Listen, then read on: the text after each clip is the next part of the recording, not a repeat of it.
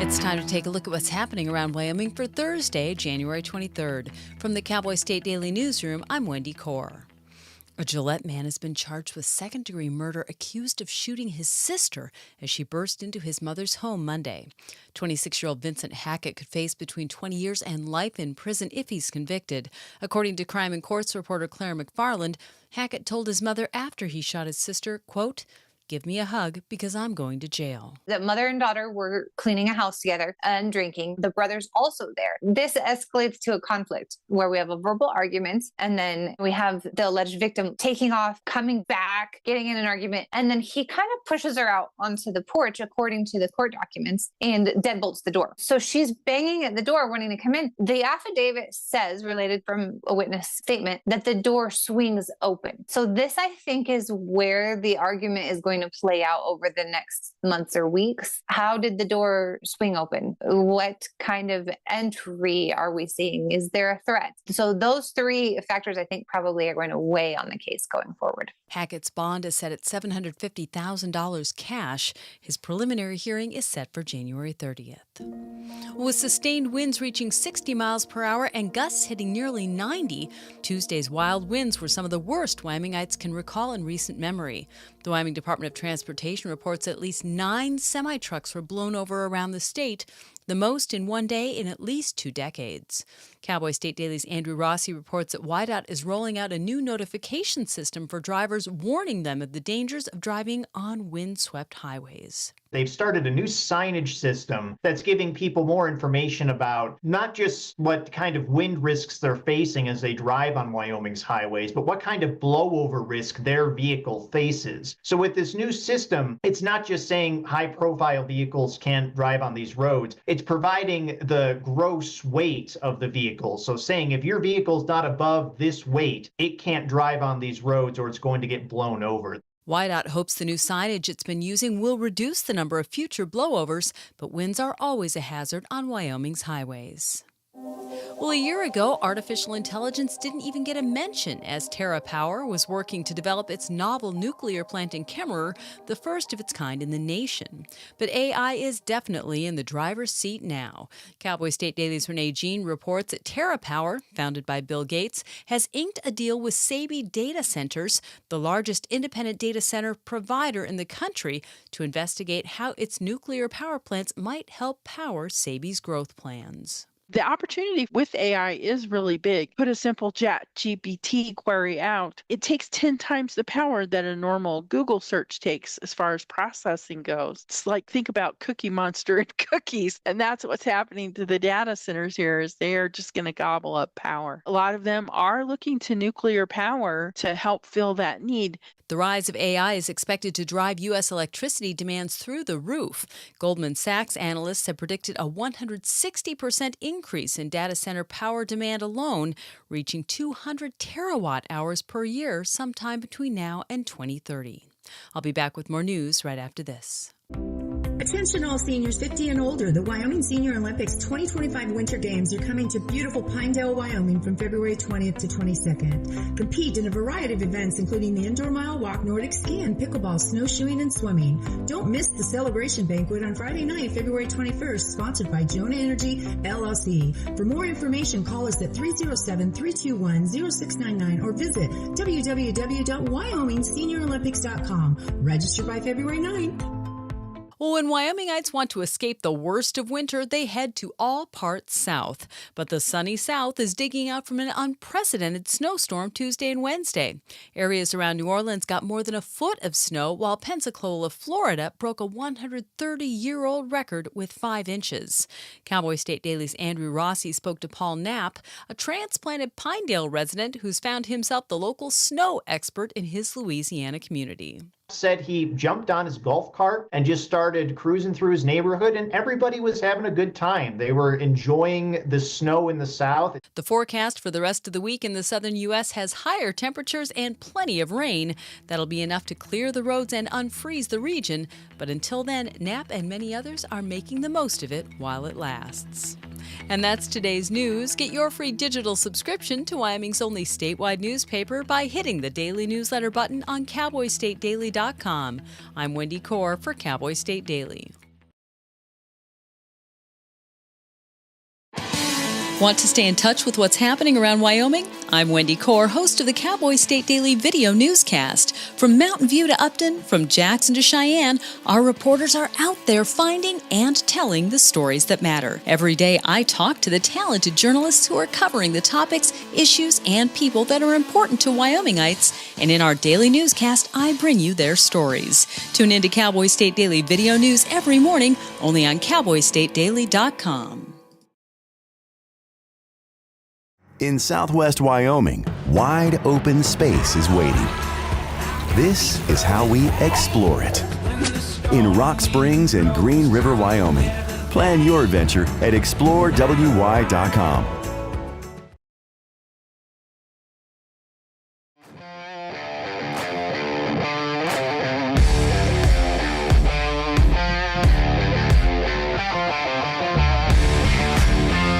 Yeah, good morning.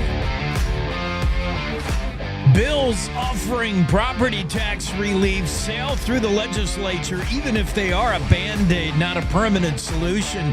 Gillette woman's killer turns out to be the brother. My bad, assuming it was the boyfriend. Snow piling up in the south is historic. One Wyoming transplant asked what the problem is. We have him on the show later. Secretary of State Chuck Gray gets into it with lawmakers over ballot boxes. Does requiring ultrasounds before allowing abortion curtail the procedures? We'll explore the science and the proposed legislation. President Trump's national energy emergency declaration should help Wyoming's mining industry, but experts are not sure how. We'll talk to the head of the Wyoming Mining Association later to gauge how hopeful he is under the new administration.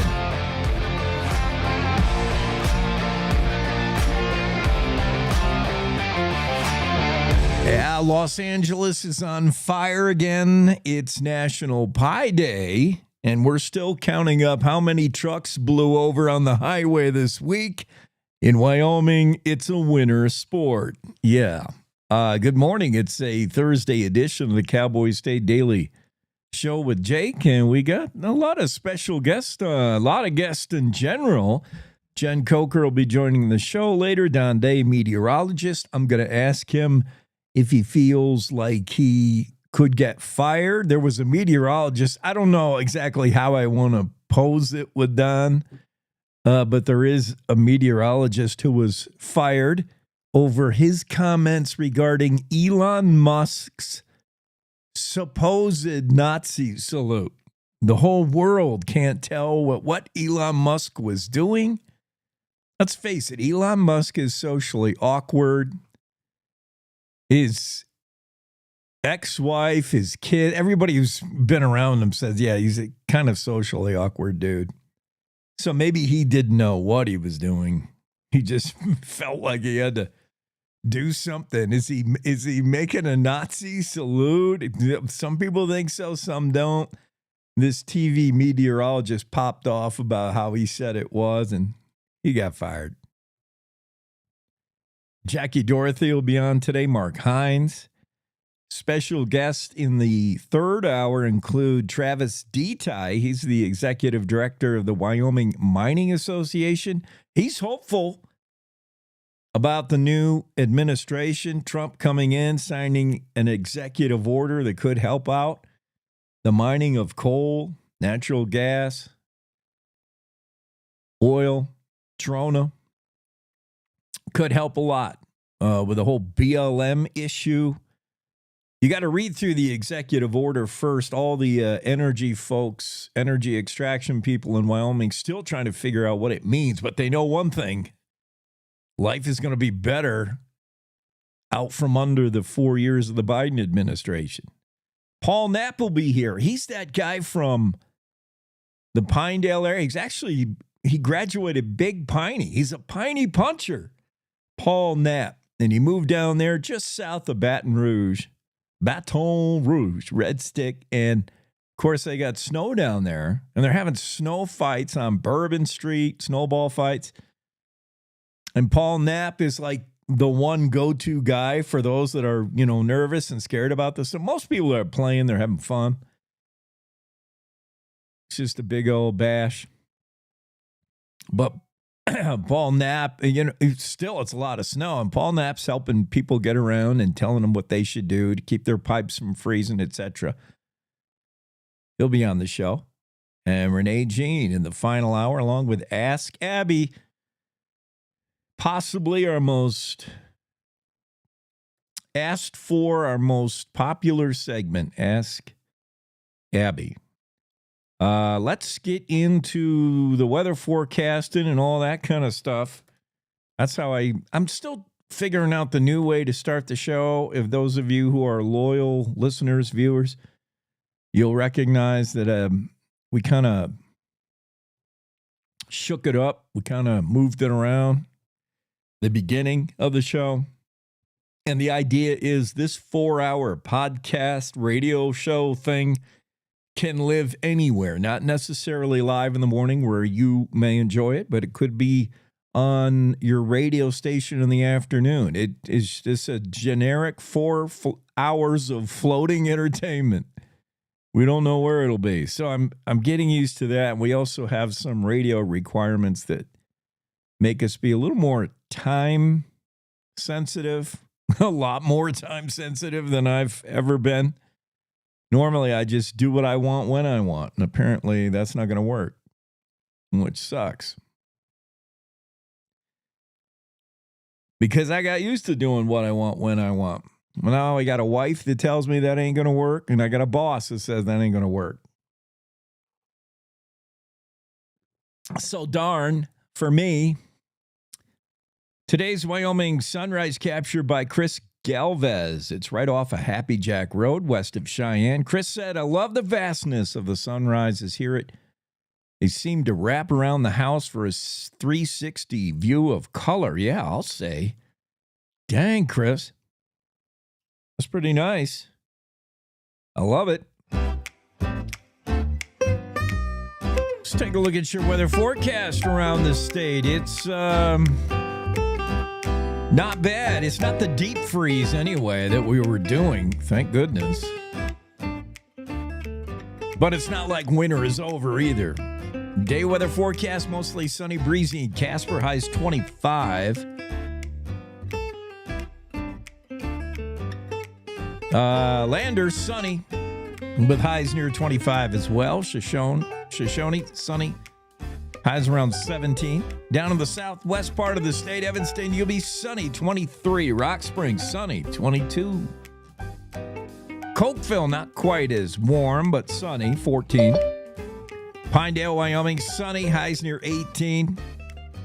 Afton, sunny today with highs near 18 as well. Northwest Wyoming, sunny and breezy in Dubois, highs 26. Jackson, you'll top out near 20 with sunshine. Bighorn Basin, Thermopolis, sunny 27. Cody, sunny 32. Powell, sunny and 26. Buffalo, lots of sunshine, 27 the high today. Sheridan, 33 degrees. You may be the hot spot today. Sunny. Gillette, skies will gradually be clearing. Gillette's got that lingering snow that happened last night. You're going to be breezy. You're going to push those clouds out of the way. Get you to 26 for a high today. Newcastle, highs 24. Eastern Plains, Torrington, blustery. Becoming sunny, though, with highs 31. Douglas, sunny. Windy, 29 the high there. Cheyenne, patchy snow, sunshine, and wind. You're going to have a mixed bag of everything today with highs 25. You'll top out 21 in Laramie with more of the same. Patchy blowing snow, a little bit of sun, a little bit of wind. Rawlins, sunny, breezy, highs 18. 19 in Saratoga. And we'll check out the Wonder Map. See what's going on across the state. Current conditions, current temps. -2 in Kemmer, -11 in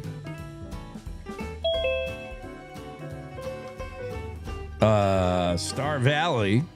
Sorry, I'm trying to get Greg into the Zoom room here. hang on, Greg. So frustrating.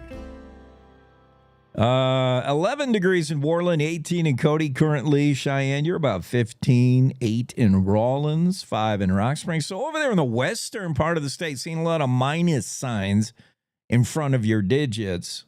Not so as you move east in the state. It's kind of the general theme. And a quick check of road conditions. I don't know how many people depend on me at 6:15. Oop, I'm not supposed to say the time. Early in the morning, you're getting your road conditions from me. You can always get it on the app 511 or check out yoroads.com. Yeah, the roads up there around Gillette, again, are going to be your most problematic. In the eastern part of the state, northeast, that's where they got the snow anyway. Just yesterday. Let's get into the Zoom room. This guy's waiting. It's Greg Johnson. Somehow I am normal, not upside down, not big, not small. I don't know how I did that, but congrats to me. Greg, what's happening? I don't know how normal you are. Ooh, hey.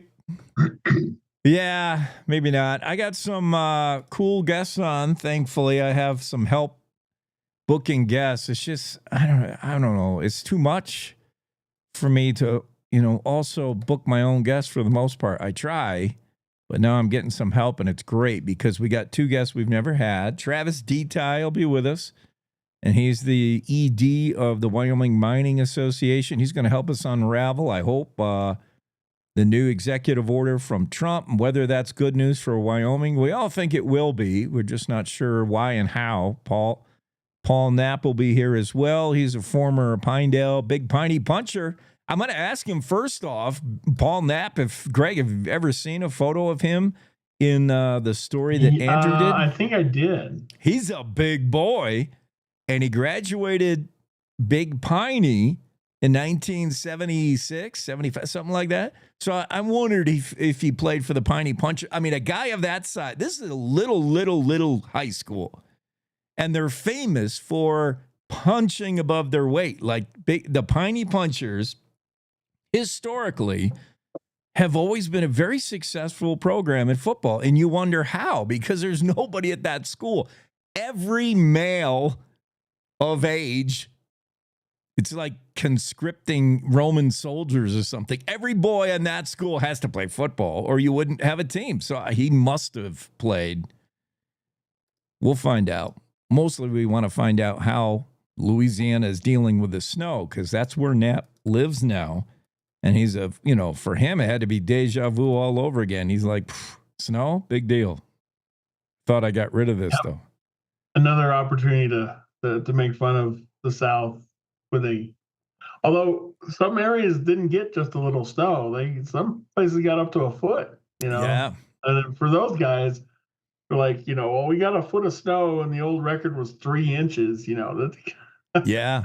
It's a totally unprecedented. I love the photos of the beaches.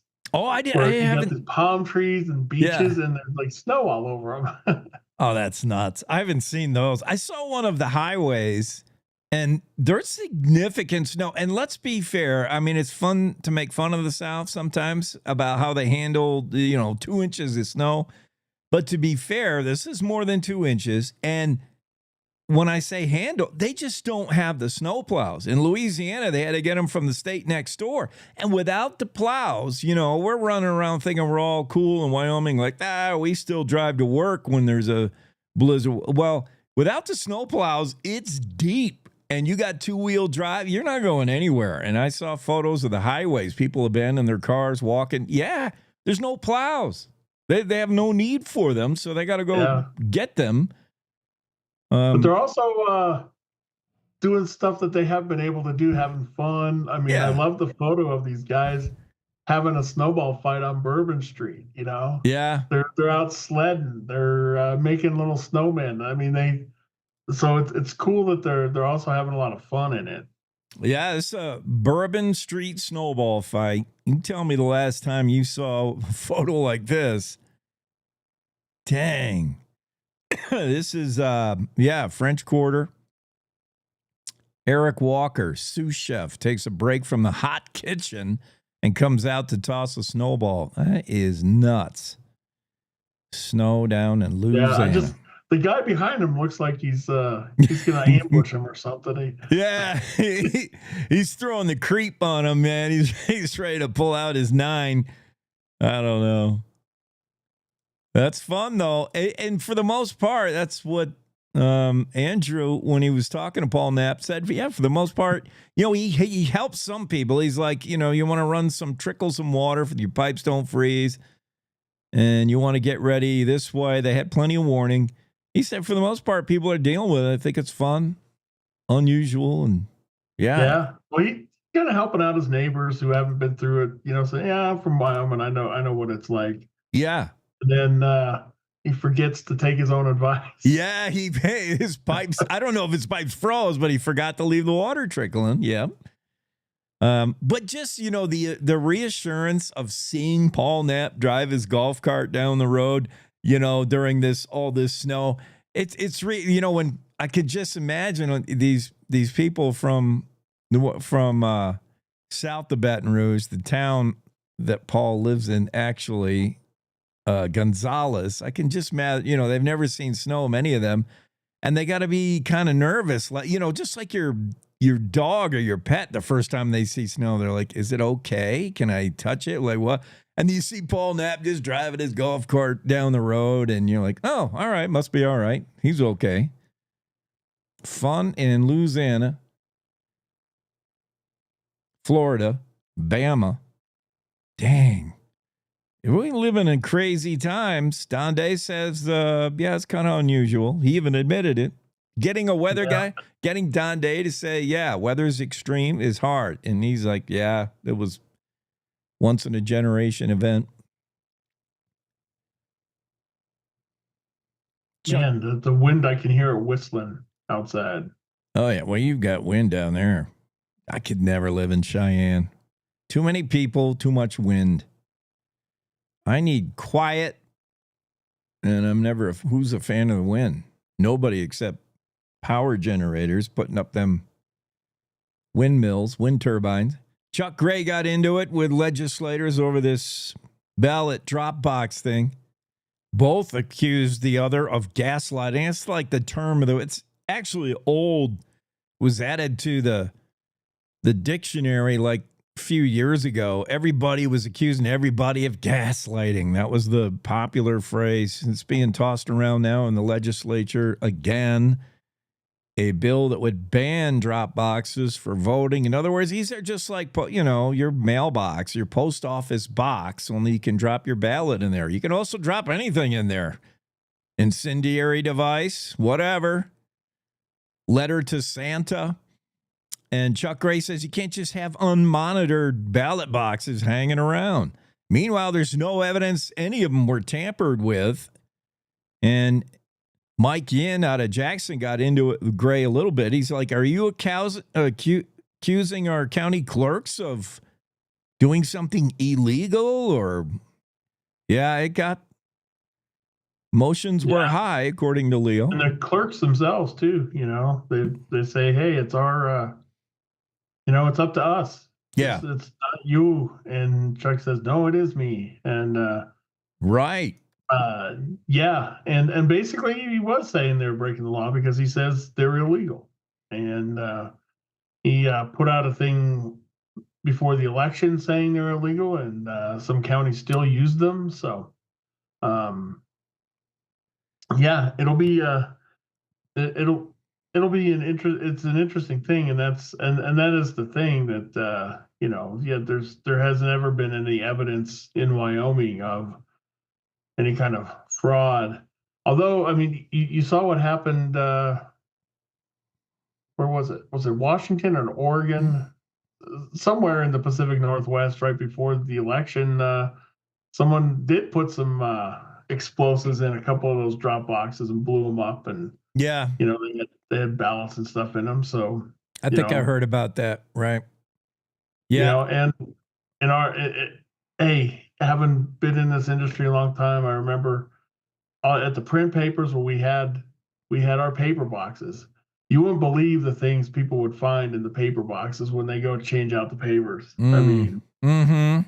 I could just imagine what people would stuff in a drop box too. I mean, you could make a living off of cashing in the empty beer bottles for 5 cents a throw in the newspaper box when you go to fill it with papers in the morning. Yeah, Secretary of State Chuck Gray has made it a huge issue for him, election integrity. And while there isn't any evidence there has been fraud or election misuse of these ballot boxes, there could be. And there's been incidences elsewhere across the country. So, yeah, Chuck's trying to get ahead of it, and he's saying, let's ban them. Meanwhile, county clerks are saying it should be their decision, each county. So, boy, that's going to be a showdown. And it doesn't help on both sides just point the finger and say, you're gaslighting. What does that even mean? Like, come on, do the business of the people and figure it out. I think weaponizing is also popular term to use. Harriet Hageman blasted the feds for weaponizing intimidation of a ranch family over a fence line and where their property line is. We're going to talk to Congresswoman Hageman tomorrow. Is tomorrow Friday? Yeah, tomorrow. About this. This is real. I don't want to get real deep into it, but it's a South Dakota ranch family. We've seen this play out before. A private property ranch family, and the feds raid it in SWAT style and accuse the family of trespassing because of where their property line is. You know, it could get, when you go march in there with the Kevlar vests and the AR-15s, and you say, we're the feds, we're here to, it could get real hanky, man. And I know Hageman didn't like the idea. We'll talk to her Friday. Yeah, it seems a little over the top. Mark wrote about that before when that was happening. And it does seem a little over the top. I've been saying this, Craig, and I don't need the credit, Mr. Gates. I don't need to be the one that was the originator of this smart idea, Bill Gates. But I said this TerraPower is perfectly suited. This TerraPower plant, this novel nuke plant in Kemmerer, once it gets online, it's perfectly suited to juice data centers, which are going to be in big demand to power AI, which is the future. Bam. I've been saying that. Like, Wyoming is perfectly suited to control this entire, I'll call it a niche industry, but it's going to be a major industry moving forward. You need uranium to power the Terra plant. Wyoming has both the uranium and the Terra power plant and the nuke plant. And then you need that to produce a ton of electricity to drive these data centers, which are going to run your chat GPI and do all the AI stuff we need to do. A regular Google search takes how much power? And then Renee Jean's story said a chat GPT, in other words, you want something beyond a Google search, takes 10 times the power. Like, these are energy gobblers, these data centers, and something's got to power them. Why? Yeah, it makes you wonder, too, as they build these little nuclear plants to replace power plants, are they going to be giving us power or just these data centers? Our houses will be dark. So much power that, I mean, right. They're going to be they'll need plants on their own, or do like what they're looking at doing at the Trona mine down there in southwest Wyoming, where they're looking at like a micro little nuclear plant just to power the mine. You know, I mean, that's kind of what they do, like on these nuclear ships and stuff. So right. And we're seeing that, there's a mandate through the U.S. Air Force, I believe, to make them self-sufficient create your own little power grid. If the nation's energy grid went out, we would still be able to power a military. So yeah, there is this renewed interest in getting micro with your energy derivation and distribution, because a lot of time, you have the ability to make a little nuke plant, but it's like, how do you get it online? Same issue with solar and wind. Yeah, we can make a little wind farm. We can make a solar farm, but how do I get that juice onto the grid? That's the problem. Like, what you bring up is TerraPower is going to be juicing, in my opinion, just the data centers. So when some dude in Metizzi asks ChatGPT to do something for him, your TV's going to go out. It'll right in the middle of the Super Bowl, your TV will go off because there's not enough power to the regular household. Your refrigerator stops running, all the food thaws, because the number one priority is AI. That's right. Well, I mean, they need to put these data centers next to universities because nobody's doing their own work or writing their own papers anymore, right? They're just right. Your thesis paper was written by a robot. You'd be looking at the dials and you see the spike, and it's like, Professor Jones just signed another paper, Totally. I could see that. The kilowatt thing, the guy comes to read your meter and things spinning like a top. All those college kids in there having the computers write their papers. Good point, Greg. Well, and then that's the thing is, I mean, it's not plagiarism, but is it plagiarism? Because ChatGPT doesn't, it's not original stuff. It goes out and finds all the stuff that's out there and compiles stuff from that. Right. But I mean, that's almost the definition of a research paper. So that's the thing. I mean, do you have to redefine plagiarism or, in academic standards? Because, in your own everyday business, if you're running some business, something, and you want to ask AI to, take all of my Yelp reviews and give me a report on them. What's the most thing people complain about or something? I don't see anything wrong with that. But if you're assigned to an academic thing and assigned to do some work, and you just tell your laptop to do it for you, that I don't know, how is that earning a degree in anything? Yeah, interesting. Like in the old days, if you had to do a term paper, thesis paper, you would have to get your Britannica encyclopedia. What is it? What's that encyclopedia? There used to be a guy who come around and tried to sell you the whole set. Yeah, it was the Encyclopedia Britannica. Encyclopedia Britannica. You'd have to look that up and make your research paper. So what you're doing in a research paper, obviously, is you're not coming up with anything out of your own brain. You're going to find stuff that's already there. So why not have a robot do it? And just remember, say, ChatGPT, please go find me all the information on hurricanes or whatever your thesis paper is about, and please cite your sources. And bam, your paper's done, like with one command. So yeah, what are you really learning? Interesting. Yeah. I don't know. I mean, when I grew up, you remember in the house, people's in their houses, a lot of people, they had a set of encyclopedias to look stuff up. And then if you were, if you're really well off, you would buy the update every year. But, but a lot of us, we're sitting there, with a, 8-10-year-old set of encyclopedias, so they weren't updated. But yeah, there was no just go Google something or check it on the internet. I mean, people had these encyclopedias in their houses.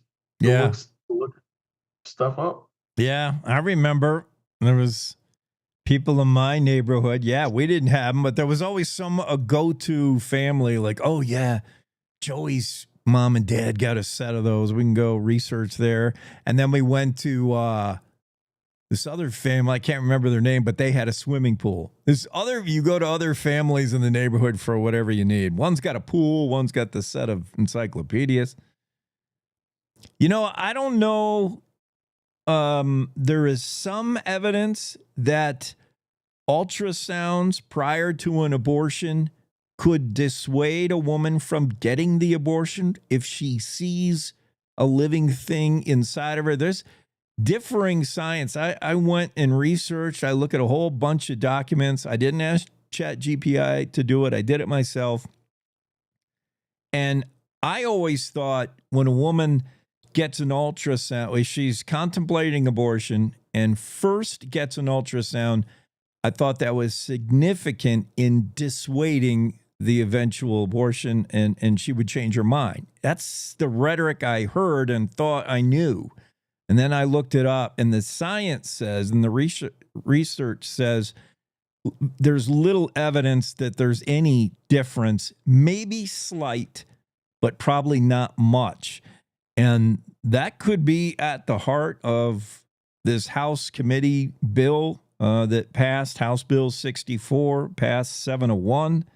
It would a bill requiring ultrasounds before giving out abortion pills. And I know Chip Nyman is one who really wants the woman to get the ultrasound. Now, he doesn't say he feels it'll dissuade from the abortion, but he thinks it might. He said there's a chance. If you're able to feel that heartbeat, know that little person is real. So that's what he's thinking. Detractors say, hey, you're just creating a speed bump for women. You're demeaning their decision. That's anytime you talk about abortion, pro-life, it's going to be very contentious. But that bill did get out of committee 701. Mike Yin, the only nay vote, the Democrat from Jackson. I'm going to be watching that one.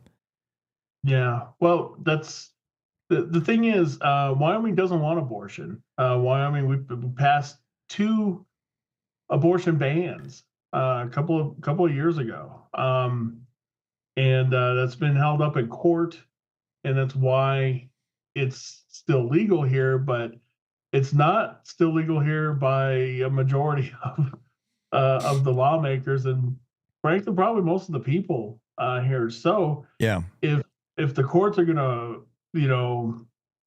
force the state to still have it, I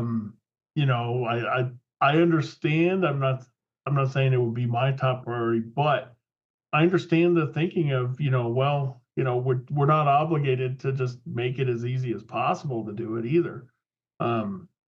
There's that moral thing, if that's your belief that it's that you're actually killing little people, then, yeah, don't streamline that. I mean, don't make it as easy as possible. And, an ultrasound is it's a very standard, easy thing that pregnant women do anyway. So there's an argument on both sides, and then it's like, well, you're forcing a medical procedure on someone. Well, I don't know. Is it? I mean, it is if you're doing a particular choice. It's a mess. I don't know. It's so complicated. The answer to it, I'd be God. Yeah, it is seriously complicated. There's so many angles and side arguments and to it. Take for instance, in Wyoming, the purist Republican it's a different kind of Republican. Wyoming. It has a Wyoming Republican, and maybe we can throw in Freedom Caucus. I don't know how you want to define it all, but the very right leading politicians in Wyoming have always had historically some libertarian to them as well, meaning the best government, the government we cherish, is a government that does not get involved with social issues like your health, your body, you personally. It's hands-off government is best. So how does that play out when Republicans say we're pro-life and you got to do all these like that gets sticky. You got a lawmaker in Natrona County who worries what. I don't think it gets that sticky because that's an exception. That's an issue that's that Republicans, whether they're moderate Republicans, far right, or anything, have been pretty consistent with all along. So it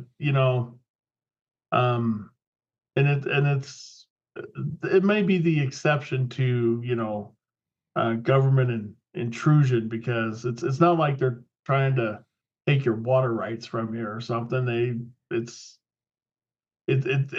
probably the most moral based political issue that we've got, and Right. that's why it's so.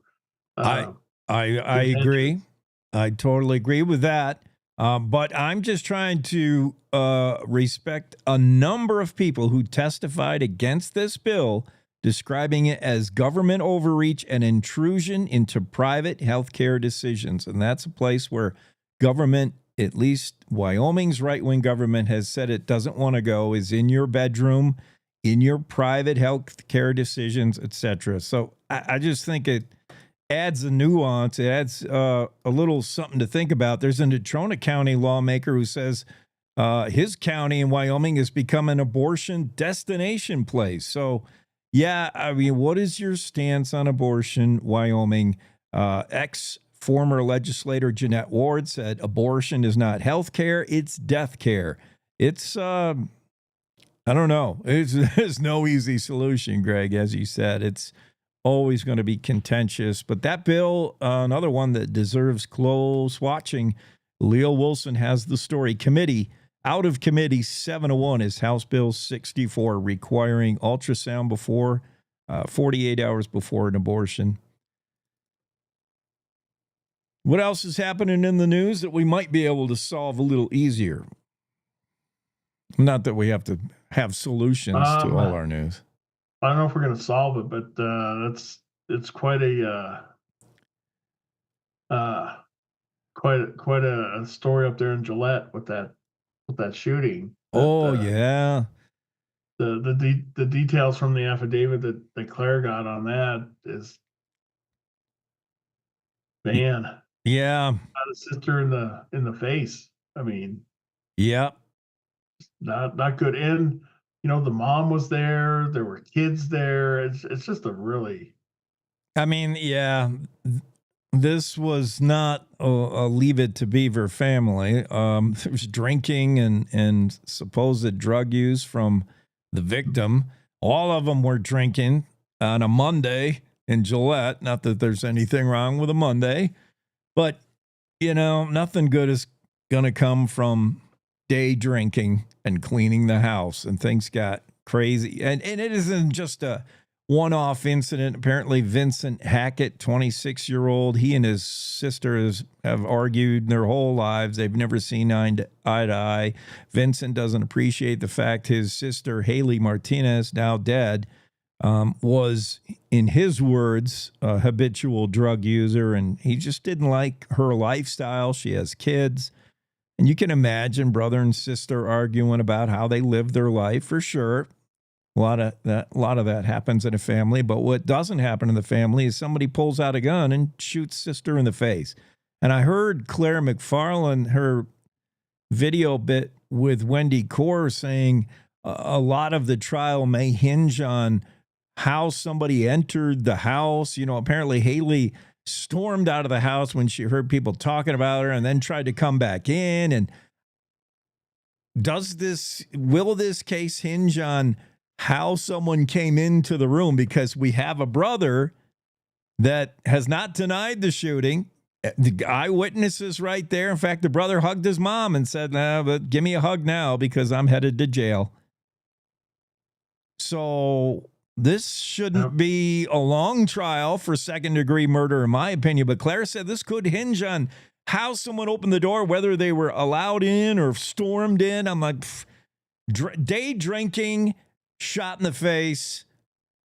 He hugged his mom goodbye. I can get to a conclusion real quick here if I'm on the jury. And if they go through some kind of timeline, if the defense attorney is like, well, the door wasn't open, I'm like, I got to just cut you short here. I have. I'm going to predict right now, Jake, they're never going to let you on a jury. No, man. I seriously, I would stand up and interrupt the attorney. I'm like, we all 12 of us have something to do this weekend. We've kind of heard all we need to hear, and I don't care who opened the door or kicked the door or whatever the door. A jury selection. Yeah, I'm ready to get my verdict now, Judge. I told you when I am selected for jury duty and I just bring my shirt, hang them all, let God decide, and they excuse me before lunch. Well, are you talking to Jen? Because she was at that hearing. Yes, so. We're talking to Jen. We're talking to Jen right now. Yeah, you ready to get on with your day, Greg? Sure. Okay, buddy. Appreciate you. See you later. Tell Jen I said hi. I will. Jen Coker joins the discussion. And Jen, we were just talking, Greg and I, about this Gillette woman, Haley Martinez. Just a sad, sad deal. It's a Claire McFarland story, but you had eyes on in the courtroom. Describe what it felt like, what it looked like. A real sad vibe in the courtroom. The mom, she was sitting kind of in the middle of a small group of friends, and there was a victim's advocate with her. And just the whole tenor of the court was just, you could feel the tragedy in the room. And the county attorney even alluded to the fact that, this is just a sad day for the family and for the town. And I actually had been at the hairdresser, is that what it's called? Hairdresser, the salon in the morning prior to going up there, and everybody was talking about it, and people were weighing in, and that was the whole tone. Everybody was like, this is so sad. And from what I understand, these are her only 2 children also. So she's lost her family. And I don't know if that's accurate, because again, it's third hand via gossip. Oh, you mean, the mom of the victim, the mom of Haley, and who is also the mom, obviously we're talking about brother, sister, also the mom of Vincent. And I did read in Claire's coverage that it's a half brother or half sister. So I'm not sure how they're related there, but yeah, just a sad, very, you could feel it in the room. Mm-hmm. Well, it's a good lesson for me not to jump to conclusion. I was assuming a boyfriend or some romantic interest. Never, I would never guess a sibling, a brother. But it does show, I know Claire felt a little frustrated not getting names and not getting barely any info when it happened. It was a breaking news. Gillette PD just said, we got a female victim, gunshot victim, GSW, they like to use, the gunshot wound. Mm-hmm. This cat is knocking everything off the counter. I thought cats are supposed to be nimble and... No, it's a lie. Biggest klutz over there. My cat used to knock over my entire nightstand. Yeah. This klutz bumps into everything.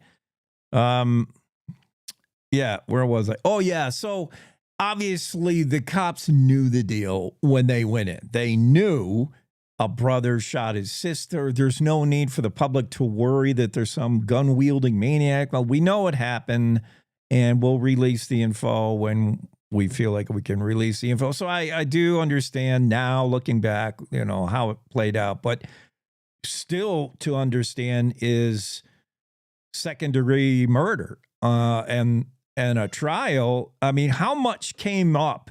What did you go to? Is this some kind of preliminary, what do you call it? I mean, Claire would know, but how much came up? Yeah, anytime I walk into a courtroom, I have to get a Right. lesson from Claire. Yeah. But yeah, it was an arraignment. So it was the first time that he went before the judge. Yeah. So there was, all the judge did was read the charges against him and then set bail. And the state had asked for $1 million cash, and the judge came back with $750,000 cash. And up for dispute, I thought one interesting question, this goes back to Claire's castle domain question, potentially, is the judge said, would you have somewhere to go? And he said, well, if I didn't go home, I'd find somewhere. And at that point, the advocate came over to the mother and she stood up and said something very softly to the judge. And the judge was able to hear what she said. I couldn't. So I don't know, if what was said there. That's I found interesting. And of course, I tried to find her after, but she got whisked away very quickly. So the mom would presumably say, I would think one of two things, like, you're always welcome to come back home and live with me, son. He had been living with his mom. Or she said, I can't forgive you for this. You're not welcome in my place. So I don't know. Vincent Hackett, 26-year-old, was living at home with the mom. Haley was over. All of this come together under one roof with drinking. Yeah. Things are never good with day drinking on a Monday. Things are never good, in my opinion, when you're a 26-year-old man and you're living with your mom and you're unemployed and all you can think about is how much you hate your sister. I mean, yeah, he had been unemployed for, he said, a month. And prior to that, he worked at Pizzicarella, which is kind of the hip, cool pizza place in town. Yeah, so who knows what's going on there? But just you could feel the weight of the situation in the courtroom. Yeah. But you're right. Day drinking on a Monday. I mean, day drink on a Friday, Saturday, that works. Probably, as long as it's not absinthe. Yeah. If that's involved, we all get a little crazy. But yeah, this is too bad. I don't. We'll get more from Claire McFarland. Hopefully, she'll be following this story for sure. Oh, absolutely. Yeah. And his preliminary hearing, which a lot of more of the details will come out, is on the 30th, I believe. And I'll likely go there if Claire can't get over here. We'll work it out. Okay. So in preliminary hearing, is that when Vincent Hackett, this 26-year-old who is the accused shooter, is that when he would make a plea? Was there a plea what you went to, or is it just to determine whether there's enough to have a case? Is that what arraignment is? Yeah, typically, and again, this is Claire's area, so I will say something wrong. But I did not hear a plea, and I went back and just to make sure I didn't miss that. But I don't believe he did plea. And I don't know if that is just I didn't hear it, which could be. But for the arraignment, that's when they'll determine whether or not there's enough evidence to bind it over to district court. Yeah, so that's when. Yeah, so more of the evidence will come out, and he will definitely enter a plea there. Yeah, my best armchair Perry Mason TV watching lawyerism says, yeah, arraignment, you don't even have your lawyer yet, so you can't be making any kind of plea. Yeah, I think you're right. This is just to say, do we have the right guy? Do we have enough evidence and set bail? Like, what should you do in the meantime? Yeah. And for him to say how he chooses to be, if he wants to get a court-appointed lawyer. And he did say he plans to hire his own. Well, I hope he doesn't spend a lot of money on that, honestly. I know a lot of, and again, this is, we're making Jen be a lawyer, and Claire is normally our go-to lawyer. Claire's going to watch and be like, no. I know. But we're glad to have you. I mean, she can't be everywhere at once. Right. And yeah, that was great that you were there and be able to get in the courtroom. That's cool because that eyewitness being there is so important. It's a different feel. You're able to bring color to it.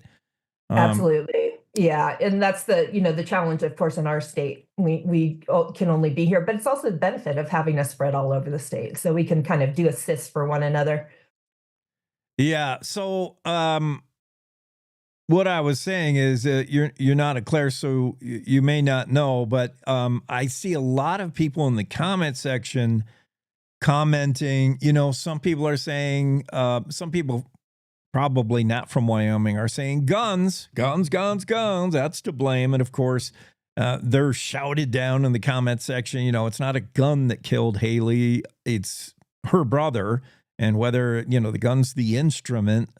But there was also people saying, well, how is it only second-degree murder? And obviously Claire would know what are the distinctions, what are the qualifications to be first degree. First degree, I think we both know from TV, requires some premeditation, like you had to have planned this murder. And there's evidence that Vincent and his sister never got along, or he had a problem with her. But did he have in his mind, one day I'm just going to shoot her?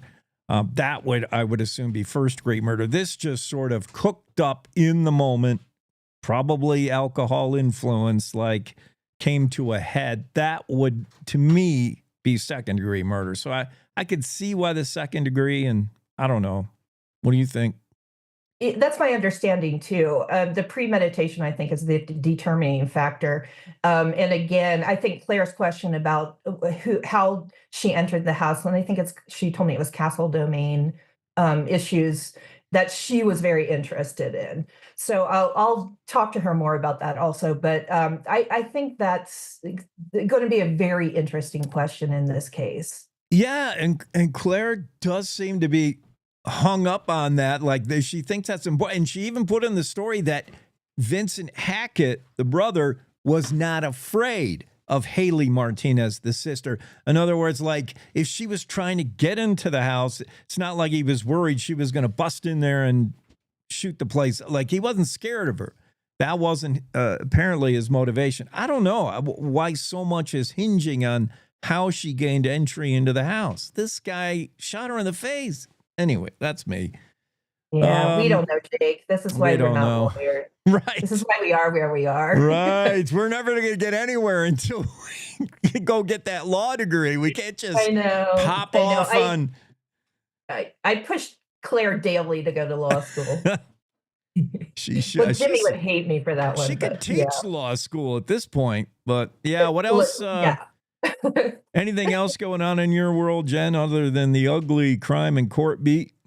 Well, I've got a story I'm about to file within the next hour about a protection order amendment to a protection order that basically there's a couple different provisions. If passed, this law will do. It's Senate File 7 File 7. I'm covering 3. And this one would basically, the biggest takeaway, it would increase jurisdiction. I can see you start to glaze over as I talk jurisdiction. No, I'm not. And I want to give you my full attention, but I'm under this new constraint to be very time conscious. And okay. It's all right. Okay, I'll wrap We're up. good. We got 2 minutes.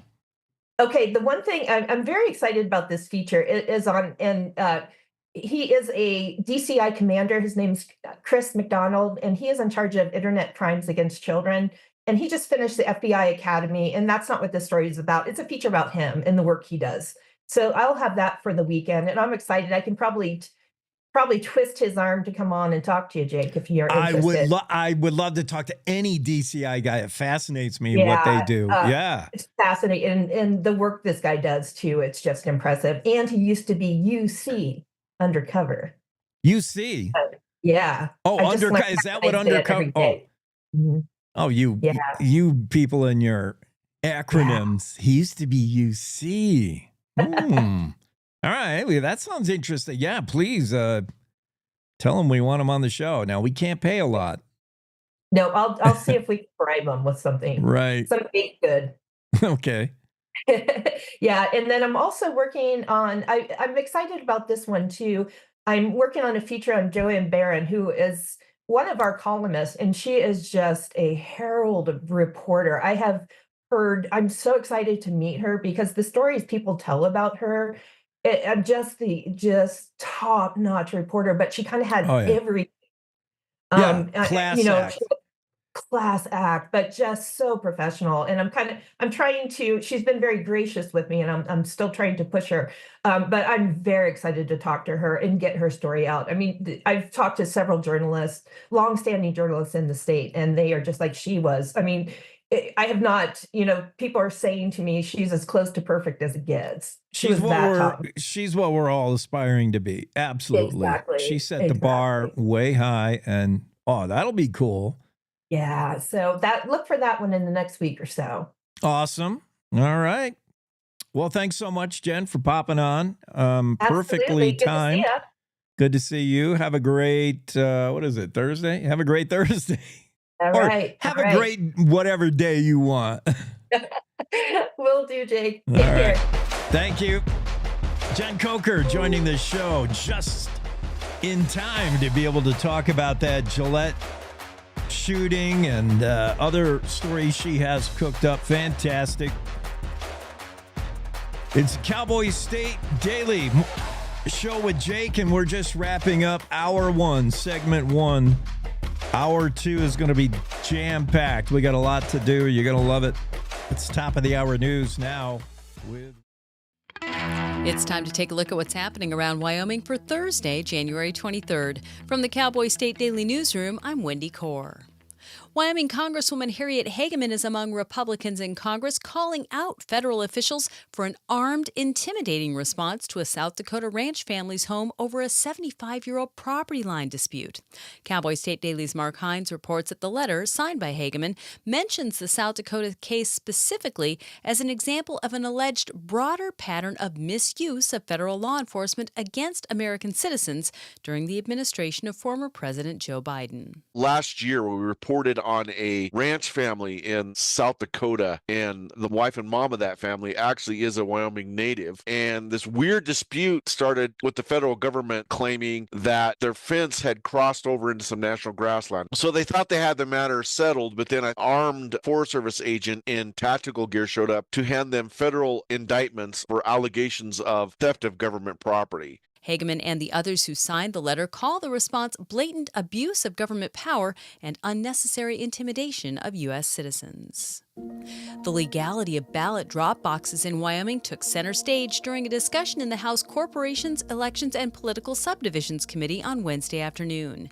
Cowboy State Daily's Leah Wolfson was in attendance at the hearing when Secretary of State Chuck Gray and County Clerks Association of Wyoming President Malcolm Irvin got into an animated exchange over House Bill 131, legislation that would ban the use of ballot drop boxes in Wyoming, with each accusing the other of gaslighting. Gray does not believe these ballot drop boxes are legal under current law, and the county clerks disagree. They believe that it is up to each individual county to decide if they want to use the ballot drop boxes. At one point, Gray was questioned by Representative Mike Yin if he was accusing the county clerks of breaking the law when they allowed ballot drop boxes for use in some of the most recent elections. Gray really didn't address the question specifically, and he told me after he wasn't trying to speak to anybody's intent, but he clarified and he reiterated he does not believe the drop boxes are illegal under current state law. The bill advanced on an 8-1 vote with only Democratic State Representative Mike Yin of Jackson voting against it. Wyomingites are hailing the national energy emergency President Donald Trump declared on the first day of his presidency. A number of Wyoming's oil and gas industry officials told Cowboy State Daily's Renee Jean they were still reviewing the declaration and accompanying executive orders and weren't sure how things would roll out here. Obviously, there are going to be those who are opposed to this plan. We're likely to see some litigation. It's clear from reading the document that he is trying to set up a way to expedite certain infrastructure, oil and gas projects to try and strengthen the energy industry. Declaring a national emergency unlocks new authorities and additional executive powers the president doesn't normally have, including suspension of some environmental regulations or restrictions of various exports. No president prior to Trump has declared a national emergency, so it's somewhat new territory. I'll be back with more news right after this. Attention all seniors 50 and older. The Wyoming Senior Olympics 2025 Winter Games are coming to beautiful Pinedale, Wyoming from February 20th to 22nd. Compete in a variety of events including the indoor mile walk, Nordic skiing, pickleball, snowshoeing, and swimming. Don't miss the celebration banquet on Friday night, February 21st, sponsored by Jonah Energy, LLC. For more information, call us at 307-321-0699 or visit www.wyomingseniorolympics.com. Register by February 9th. Upstate New York is a long way to go to produce a pilot episode for a new television series set in Wyoming. But that's what Sheridan-based Storyhouse Pictures did last summer and fall because New York offered the production company a tax incentive.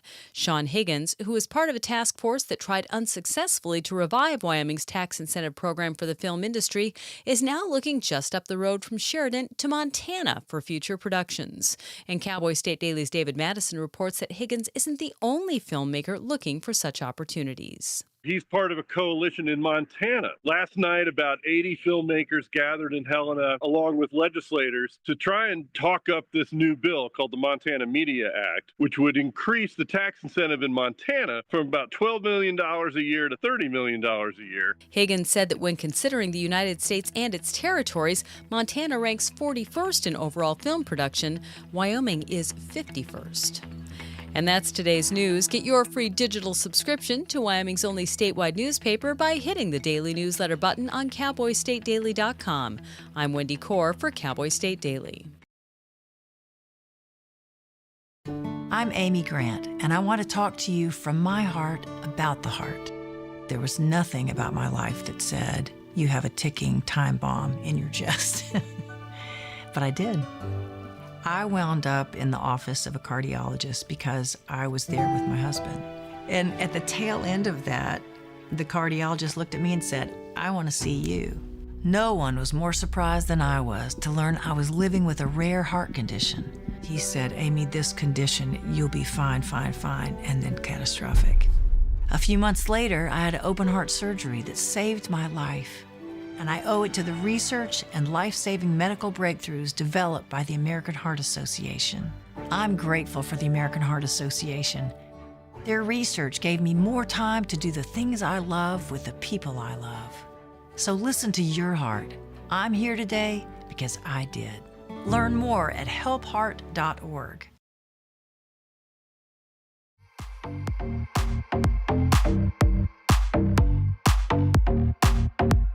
Second hour of the Cowboy State Daily Show with Jake. Yeah, I'm noticing some ugly analytic numbers as far as our live stream. How are you all enjoying the show? Are you seeing anything weird? I guess is what I'm asking. On my end, I just see numbers, and the numbers would indicate our stream is less than healthy, let's say. And, you know, it's internet. What can you do? Wi-Fi, interwebs. The more you're dependent on the Wi-Fi, it's probably not good. How about the energy suck that AI is? I didn't know, but I guess I could have guessed. I could have connected the dots. Renee Jean has that story about what I've been saying all along. It was my idea. I was saying this before anyone. Not that I need credit for the idea. Not that Bill Gates is required to drive a armored truck over to my place and dump some money out on the porch. But I was saying this TerraPower that Bill Gates is building, I don't know if he had the end game in mind, because I'm thinking you build a nuke plant in Kemmer. Okay, why? When I first heard news about that, it's the Bill Gates-backed TerraPower, the first of its kind nuclear plant in Kemmer. It's going to have some novel concepts on how it operates. Basically, it's a nuke plant, and it eats uranium and then spits out electricity. That's how the nuke plants work. And when I first heard about this proposal and then the groundbreaking, and the whole time it was happening, Bill Gates wants to put a nuke plant in Kemmer. Okay, I'm thinking, why? Wyoming is a coal state. We could burn coal from now till Timbuktu and have plenty of electricity in Wyoming, even if the national feeling about coal is bad. And even if more Democrats get in office and say, we don't want your coal, we're not going to let you sell your coal to China, we're not going to let you ship your coal anywhere in the U.S., we're done burning coal. Wyoming could just say, fine, we'll keep our own coal, and we'll burn it, and we'll make electricity. We could do that for 100 years. So what do we need a nuke plant for? Did Bill Gates think about these data centers? Nobody was talking about it then. Renee Jane's story says so. No one was talking about AI back when he put the plan in, but did Bill Gates know this was the end game? Another reason when I heard his Kemmer power plant was going, I'm like, why do we need the energy? Well, I guess we could always use more energy. Why Kemmer? Well, that's obvious. If the nuke plant blows up, no one could tell. Sorry, Kemmer. You know it's true. And Abby tells me I'm too harsh on places. Like, I'm not a huge fan of Rock Springs and Gillette because of the crime. Everybody stabbing everybody in Casper. Yes, I make generalizations. And yes, my opinion is stupid and too much for people. The views and opinions expressed on the Cowboy State Daily Morning Show are solely those of its host and do not necessarily represent those of Cowboy State Daily's reporters, editorial staff, or ownership. Yeah, I'm saying like a Kemmer is a perfect place for a nuke plant because if we had a 3 Mile Island meltdown situation, no one would recognize it. No one would. It would be weeks before an inquisitive reporter would say, "Hey, Bill, what happened to that power plant? Something looks wrong over there in Kemmer." It already looks like a nuke plant blew up in Kemmer. It already looks like there's been a nuclear meltdown in Kemmer, with all apologies to anyone who lives there. I spent time in Kemmer. Kemmer's okay. I like their triangle. I used to be on the radio on KMER. I used to be on whenever Jim Taney took a vacation. You people who think that I'm just making fun of Kemmer and all I've done is drive through. No, I hung out there, spent time in Kemmer. Perfect place for a nuke plant, just in case it blows up. I think one might have already. Anyway, yeah, there was. So this is what I thought. All of a sudden, I might have been a little slow to it. Maybe Bill Gates knew this all along, but I thought, now I see it. TerraPower needs uranium to operate. Well, lo and behold, who is the biggest uranium producer in the United States? Wyoming. The only problem is why we're not digging it up like crazy is the Russians have flooded the market and wrecked uranium for us, basically. We can ask Travis Detail when he's on the show later whether that's true. He'll tell you. Don't believe me. I'm not an energy expert. Travis Detail will tell you the Russians have messed up the uranium market so bad that Wyoming's not digging up its own. Well, we're going to fix that. President Trump will fix that. And we're going to dig up our own uranium, and we're not going to sell it on the open market. We're going to truck it directly to TerraPower. And TerraPower is going to chew it up and spit out electricity. And the electricity is not going to your home to run your TV and your fridge. This is all me speculating. None of this is true. Maybe. That power is going to go to data centers because that is going to be the biggest expanding industry moving into this whole AI future. AI, artificial intelligence, chat, GPT, all this. In other words, it's robots thinking for us if all this is foreign to you. If you're an OG, if you're over 35 years old, you may be like, what? What's he talking about? If you're a boomer, this AI is going to take all our jobs and do all our thinking for us. And we can sit around like vegetables while AI runs the world. And we need data centers to do this. And data centers create a lot of heat and eat a lot of electricity. So Wyoming is the perfect place for them because of the heat thing, because Wyoming is basically cold all the time. Look at it now. It's still below zero in many parts of the state. No need to put in air conditioning in this data center. Just open the door. Big, giant, huge data center in Wyoming. Elsewhere where these data centers are in the country, they got to have fans and air conditioning. They're eating up even more electricity just trying to keep these computers cool. Because doing all the thinking for us humans is a real heat generator. But in Wyoming, that's just open the window.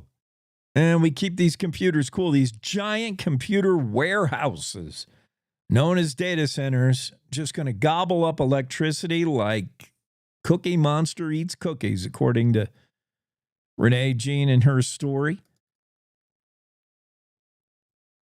So where are they going to get all that electricity? We're going to get it from the nearby nuke plant, TerraPower. It's all going to fall into place, and it's all going to happen in Wyoming. We're going to be able to run this entire industry. Uranium dug up to feed TerraPower's nuke plant to feed data centers, which make AI. Done. Wyoming wins. Game over. We won. TerraPower, founded by Bill Gates, has inked a deal with Sabi data centers. AI is definitely in the driver's seat now, Renee Jean writes. So, yeah, whether Bill Gates knew that way back when or whether he got the idea from me talking about it weeks ago, months ago, here's where we're going with it. Aha! I was surprised to learn this, though. Very interesting. The best part of the story. Renee Jean said a simple GPT query, Chat GPT. In other words, if you're not familiar with this, and I'm barely familiar with it, I don't use it because I'm afraid of it. I'm afraid of opening that Pandora's box in my life. But I know other people that use it. And basically, Chat GPT is super powerful. You can tell it, for instance, if I'm a news guy, here I am doing the news, and I don't have time to write a news story, I could say, Chat GPT, write me a story about TerraPower nuclear plant. I need it to be 60 seconds long. And I want an angle like how it'll be good for Wyoming. Go. Press the button. That query takes 10 times the electricity of just a regular Google search. So if I got on the Googler and said, TerraPower, what does it do?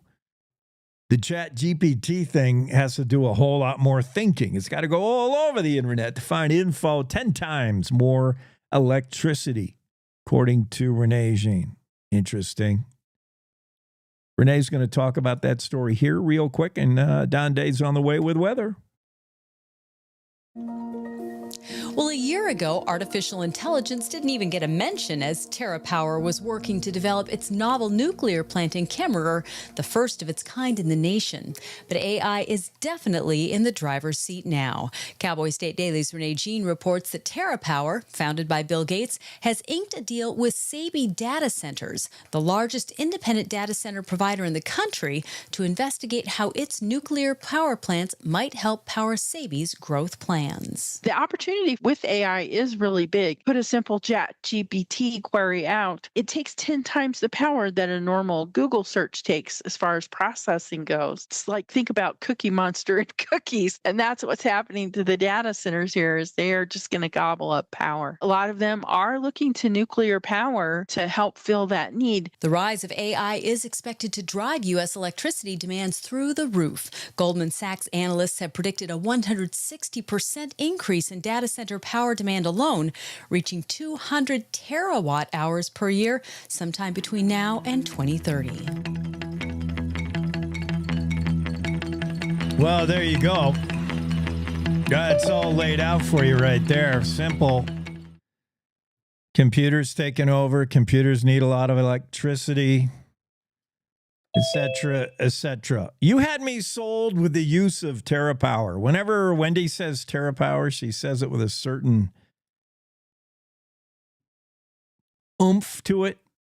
I think there's no other way to say TerraPower, right? Like, whenever you say TerraPower, you got to make it sound like a lot. It will take 300 megawatts. I don't know. Don Day weather forecast. He's probably eating a lot of power over there in headquarters. Let's get Don Day in here. How much does your European models, all your computers, they probably eat a lot of it. Your electricity bill must be crazy. It's not my electric bill, but to run those models, like you hear about data centers and AI, is a lot. It's extensive. They chew a lot of power up. Yes. So take me inside, Don Dayweather headquarters. Like, do you just have like a whole? Is it like Houston? Ground control. You just got a whole bunch of computer screens. Do you have printouts? What's going on there? Well, we have a lot of computer screens. In the old days, when I started, I actually had like 3 or 4 satellite dishes to get data. Now with the internet, I don't have to. Those all went to the dump. I don't need those anymore as long as the internet's up. But actually, you'd be surprised. It's fairly Spartan in terms of we have computers, we have big monitors and that type of thing, but not a lot of bells and whistles. The age of the internet and being able to use the internet for data, whether it's radar or satellite imagery, there used to be a time where you used to have a separate dish for satellite, a separate connection for radar, a separate set for data. But the internet's made my life much easier. Let's put it that way. You're telling me I'm doing this show from my house in my pajamas. I mean, look how easy the internet's made all our lives. Super easy. We're all lucky to have jobs, and I'll tell you why, especially if you're a weather guy. Now, let's see you answer this question, and be careful, Don Day. Your job could be in jeopardy. Oh, good. I can retire. Awesome. You just praying you answer this wrong. Did you see, or by now you've probably seen photos of Elon Musk and his supposed Nazi salute? Everybody in the world's talking about what was he doing with that Heil Hitler deal.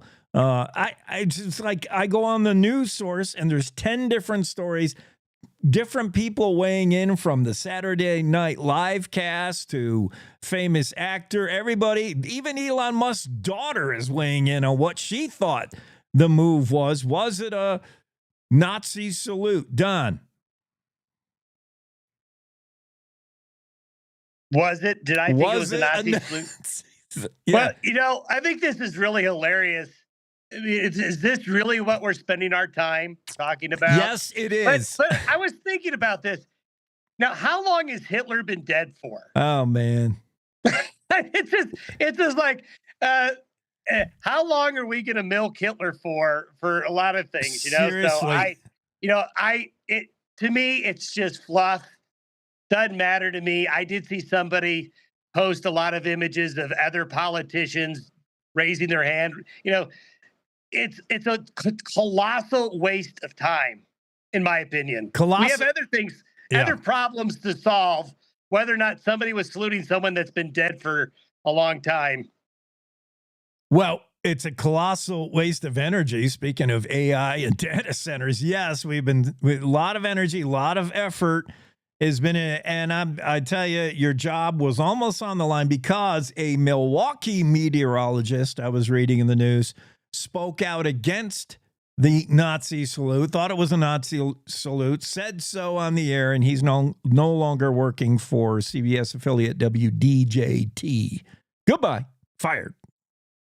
So, yeah, that's called stay in your lane. If you want to do politics, don't do weather. Stay in your lane. Okay, I got to say this. I mean, we were talking about the highest wind speed recorded the other day, 88 miles an hour in Bordeaux. And was I the only guy thinking, I've never heard of that town? Where is this? You knew well, it's not really a town. Aha. It's a spot on the road, right? And you admit, because I heard you in full lockstep agreement saying, oh, yeah, that's a windy alley. And I'm still thinking, where the heck is Bordeaux, Wyoming? And I look it up and it's nowhere. Well, a lot of people ask me where Slick and Spots is, too. Where is Slick and Spot? That's a good one. Okay, so, pretty nice day today. It was really, I actually sat outside yesterday for a little bit in the sun, and then the wind started blowing. It got a little cold, which was cold enough to get that last peacock in the coop. In case you were wondering, I got them all cooped up now. just in time for what? Are we getting another weather pulse? Yeah, we've got another front coming in later, during the day tomorrow and into Saturday. Northeastern Wyoming got hit pretty hard with some heavy snow squalls and wind around Sheridan and Buffalo yesterday. Burgess Junction's closed this morning. Pretty nasty up there, but there's kind of a break today. But we're going to see light snow again across the northern half of Wyoming developing during the day tomorrow and tomorrow evening. Then the I-80 corridor, Jake, Friday night and Saturday, Evanston to Cheyenne. It's not going to be a huge amount of snow, but a couple 3 inches of snow, maybe up to 5, will fall along that I-80 corridor Saturday. So travelers down there, be ready for it. And this next system is going to drag more cold air in. Now, is it going to be as cold as last weekend? No. But many parts of central northern Wyoming are going to go below zero again Saturday night. I can envision a lot of athletic directors at high schools listening to the day weather forecast because there's all kinds of basketball games going on. Evanston's playing Jackson on Saturday, so get out of there, Evanston, while you got a shot. They're playing Star Valley actually tonight. Maybe they should just stay up here for a few days and get out of school. Buffalo, Sheridan, I know folks, the schools let out early yesterday. That run between those two towns is always treacherous. So good heads up, especially on travel. And now yeah. Where is Slick and Spots? I think it's south of Wamsutter. Thanks, Don. Thank you. Oh, I would salute. I would salute you, but I don't want someone to freeze frame and then show it later that I did a Nazi salute. Yeah. So I'm just going to say goodbye. All right. No then. hand gestures. Tip of the cap to you. Yeah. No, tip of the cap. Tip of the cap. I think you could find somewhere where some nefarious person tipped the cap. Right. So did Hitler do that too? Right. Let this guy rest already, but I know. Okay. Yeah, no, I think I've seen pictures of Hitler with a fedora. So be careful what you wear. Don't even go to the hat. Yeah. Whoop. Nothing. Okay. Thanks, buddy. Bye-bye. Day weather forecast. And it's a meteorologist you'll never find saluting Hitler or any Nazi thing. I'm telling you, it is and that's an indication of how news is today. I like to think that's not the news you enjoy at Cowboy State Daily. We don't try to get into that, news cycle, viral news stuff, but the other guys do. Case in point, I'm telling you, everybody wants to talk about this. Elon Musk's daughter speculating on what dad was doing with the salute. That famous actress who I really like. But, whenever Hollywood actors and actresses start telling me who to vote for, I'm losing all respect for them. I'm just seeing this breaking news. Among President Trump's numerous executive orders he signed on Tuesday, buried down in the bottom of the list, is a crackdown on Patrick Mahomes flopping for the Kansas City Chiefs. That does need to be addressed. President Trump has promised he will come down harder than Mahomes is pretending to fall every time anybody's near him. Good job, President Trump. Who is the actress I'm trying to think of? She took exception with the salute. It's all over the news, and we're all sick of it. But I just thought I would bring it up one last time because I saw the news about the meteorologists getting fired. And I also want to prove Bordeaux is a town in France, not a town in Wyoming. And I'm going to do that right now by taking you straight to the source. Google Maps. Google Maps knows. I wonder how much energy it took me to do this Google Maps search. Not as much as if I asked AI to find Bordeaux. All right, here, let me share my screen. Figure that out. I should have AI just run this whole show and I could take a nap. All right, there's Bordeaux, Wyoming. And you can see there's no town. There's like a house over here on Bordeaux Road. Bordeaux, Wyoming is nothing more than the junction of Chugwater Creek and Bordeaux Road. It suddenly was in the news yesterday because highest wind speed the other day was recorded 88 miles an hour at Bordeaux.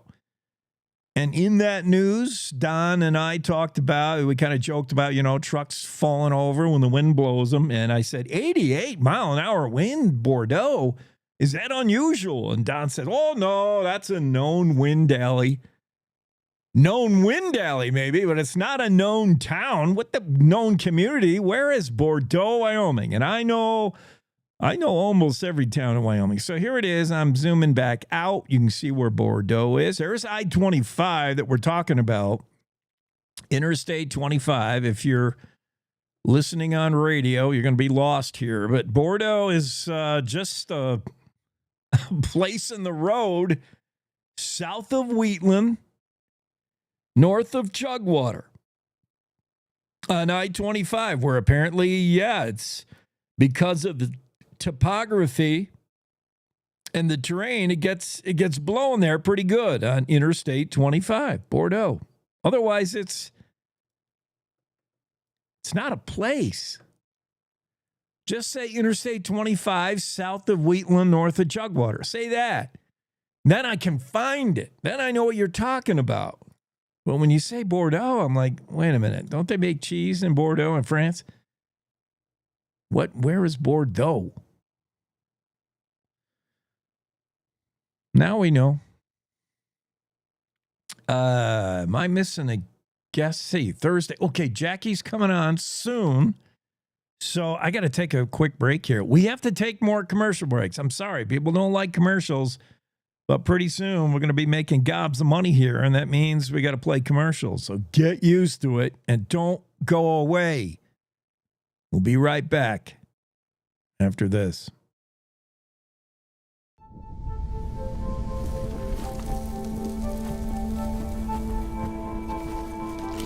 Eva Marie smoked 12,000 packs of cigarettes over 15 years. She quit, and now there's a new lung cancer screening that could save her life. You stopped smoking.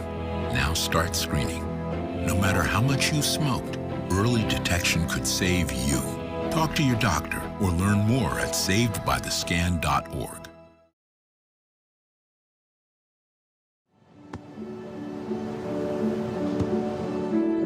I don't remember how it started. Go to that. Our back and forth. It always came back. Dad! You probably don't remember what you told me, That was perfect. but I heard every word.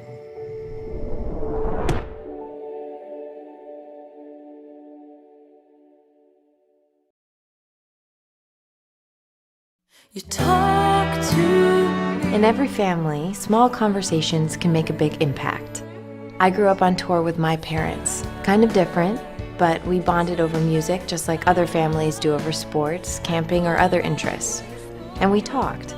Little everyday conversations from silly to serious that built a foundation over time. Honest conversations, like when my dad shared his experiences as an alcoholic. Your honesty about that part of your life gave me a sense of integrity that I wanted to uphold in my own life. And I was so grateful that you and Mom had become these sober, stable people who were always there for me. I wanted you to know, from someone who's been in recovery more than 30 years now, that hard work is what creates success, not alcohol or other drugs, whether it's music or anything else. I said it a lot, and I'm glad you took it to heart. Talk, they hear you. For more information about talking with your kids about underage use of alcohol and other drugs, visit underagedrinking.samhsa.gov.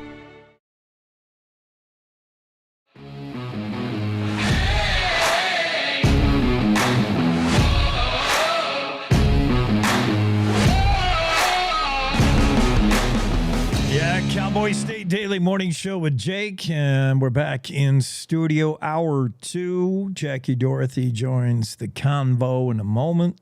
Andrew Rossi was knocking on the door of the Zoom room, according to my email, but I don't know why. Andrew, was that a butt dial, or because I don't have you scheduled? I mean, I'm happy to chat with with you.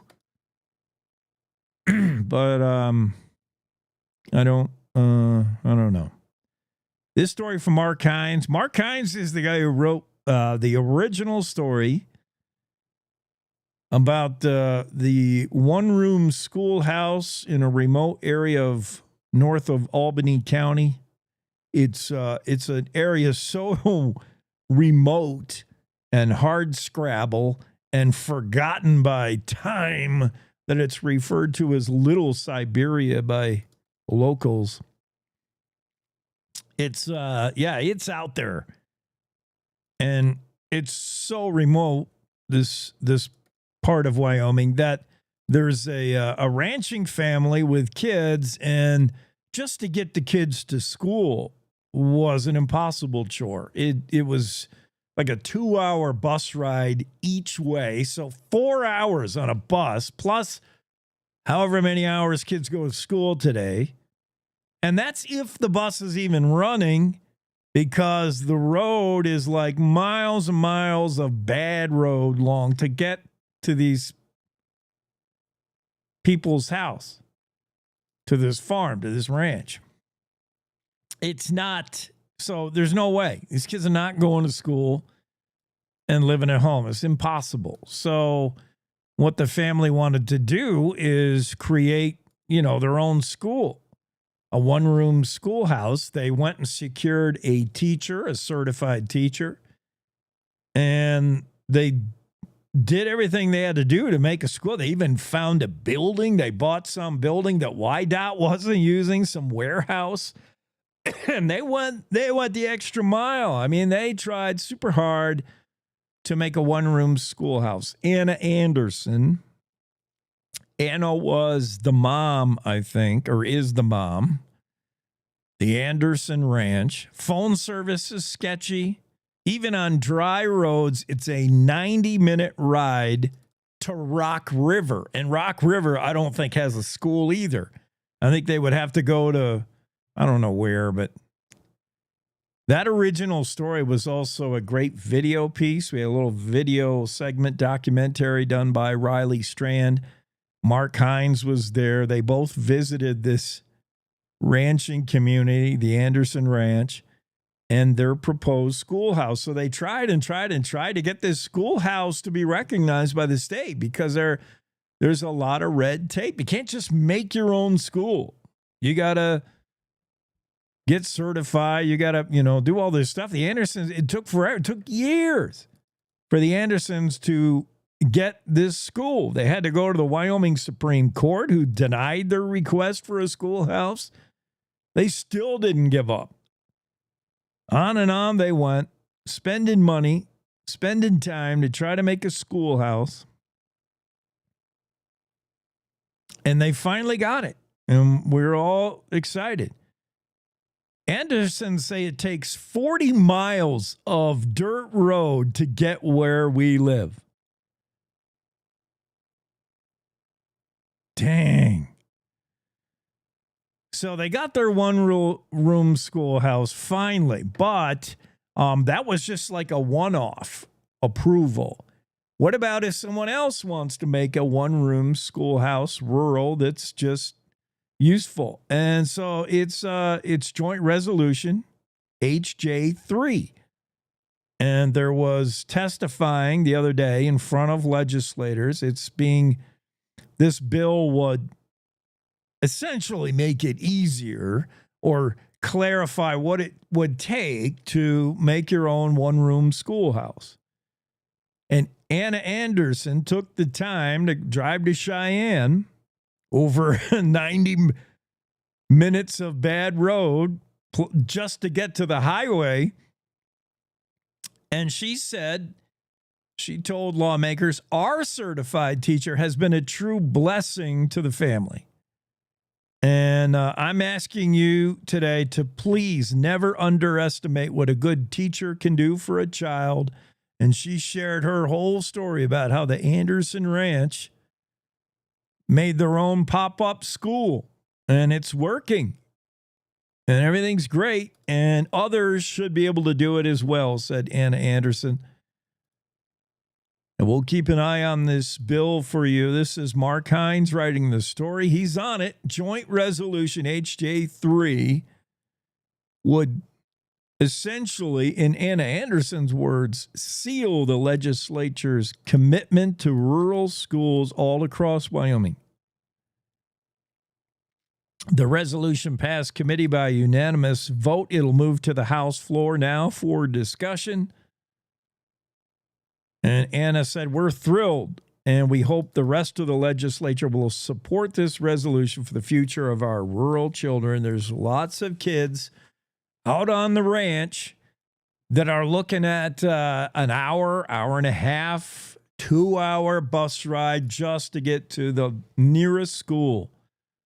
It's not convenient, and it's not even doable. Sounds stupid. So you go hire a teacher, which the Andersons did. You find a schoolroom, and you set yourself up with a school. Sounds like a good idea. We'll ask Jackie Dorothy right off the bat as she joins the discussion whether she thinks it's a good idea, just for fun, just to see just to throw Jackie off. We got to throw a curveball every now and then. She jumps into the Zoom room, 40 past the hour, 20 in front. Jackie sometimes has some sketch internet. Looks like that's one of the days today. Still waiting for you to... There. Are you, you hear us? We hear you? We connected? We are connected. Starlink came true again. Woo! Sometimes when I talk to you, I feel like it's when, NBC goes overseas to talk to the troops in Iran or something, and you got like that 8-second international delay while a signal bounces off a few satellites. And are you in Alaska, really, or are you in Thermopolis? I know. I'm in very rural Thermopolis. Yeah. Okay, yes. We were just talking about rural schools, and Mark Hines, his story about the legislature, maybe considering a way to make it easier for you to have a pop-up one-room schoolhouse like we're going back to the old days. There's some kids that are ranch kids that are out there, man. They're like a 90-minute on bad road drive just to the highway. And then they still got to go. Yeah. I lived in a very rural community in Alaska, and they just posted on Facebook that they're closing my school. Ooh. And it's heartbreaking. It's the end of a generation. I mean, I remember when we were excited because we got a half gym. Up until that time, recess and gym was always outside, no matter the temperature. Oh, geez. Yeah, that's tough on the basketball game, right? Trying to dribble in 3 feet of snow. And yeah. I thought we had a big school. We had 180 kids when I was going there. That's pretty big for, middle of nowhere, Alaska, I guess. Exactly. And you got a half gym and everybody was celebrating. We thought we were very rich and lucky to have that. So it was funny. I think I was in 3rd grade when that showed up. Well, we reminisced with you the other day a little bit about what it's like to be a rancher in Wyoming in the winter when it's cold, and it's never too cold to get out and do chores. That was a very interesting story. I'm still enjoying that. It's never too cold for chores on Wyoming's family ranches. Jackie wrote that story. Check it out. What else you got cooking? What are we talking about? Well, we have so much going on, but like you were talking about, I'd like to go back to the ranch real quick because what fascinates, I think, a lot of people is that lifestyle still exists. I mean, we just take it for granted. It's here, we're surrounded by it. But there are people that are in these big cities that don't realize where their hamburger comes from. Mm-hmm. And it's good to be able to share it. It's like, it's small farms like this, small ranches, and it's also the larger ones. And people have to get out there and take care of the animals. We can't rely on AI to take care of our cows as much as we want. Good point. We were talking about AI and how it's taken over everything. Let's see a robot get out there and do some ranch chores. It'll probably freeze up its motherboard.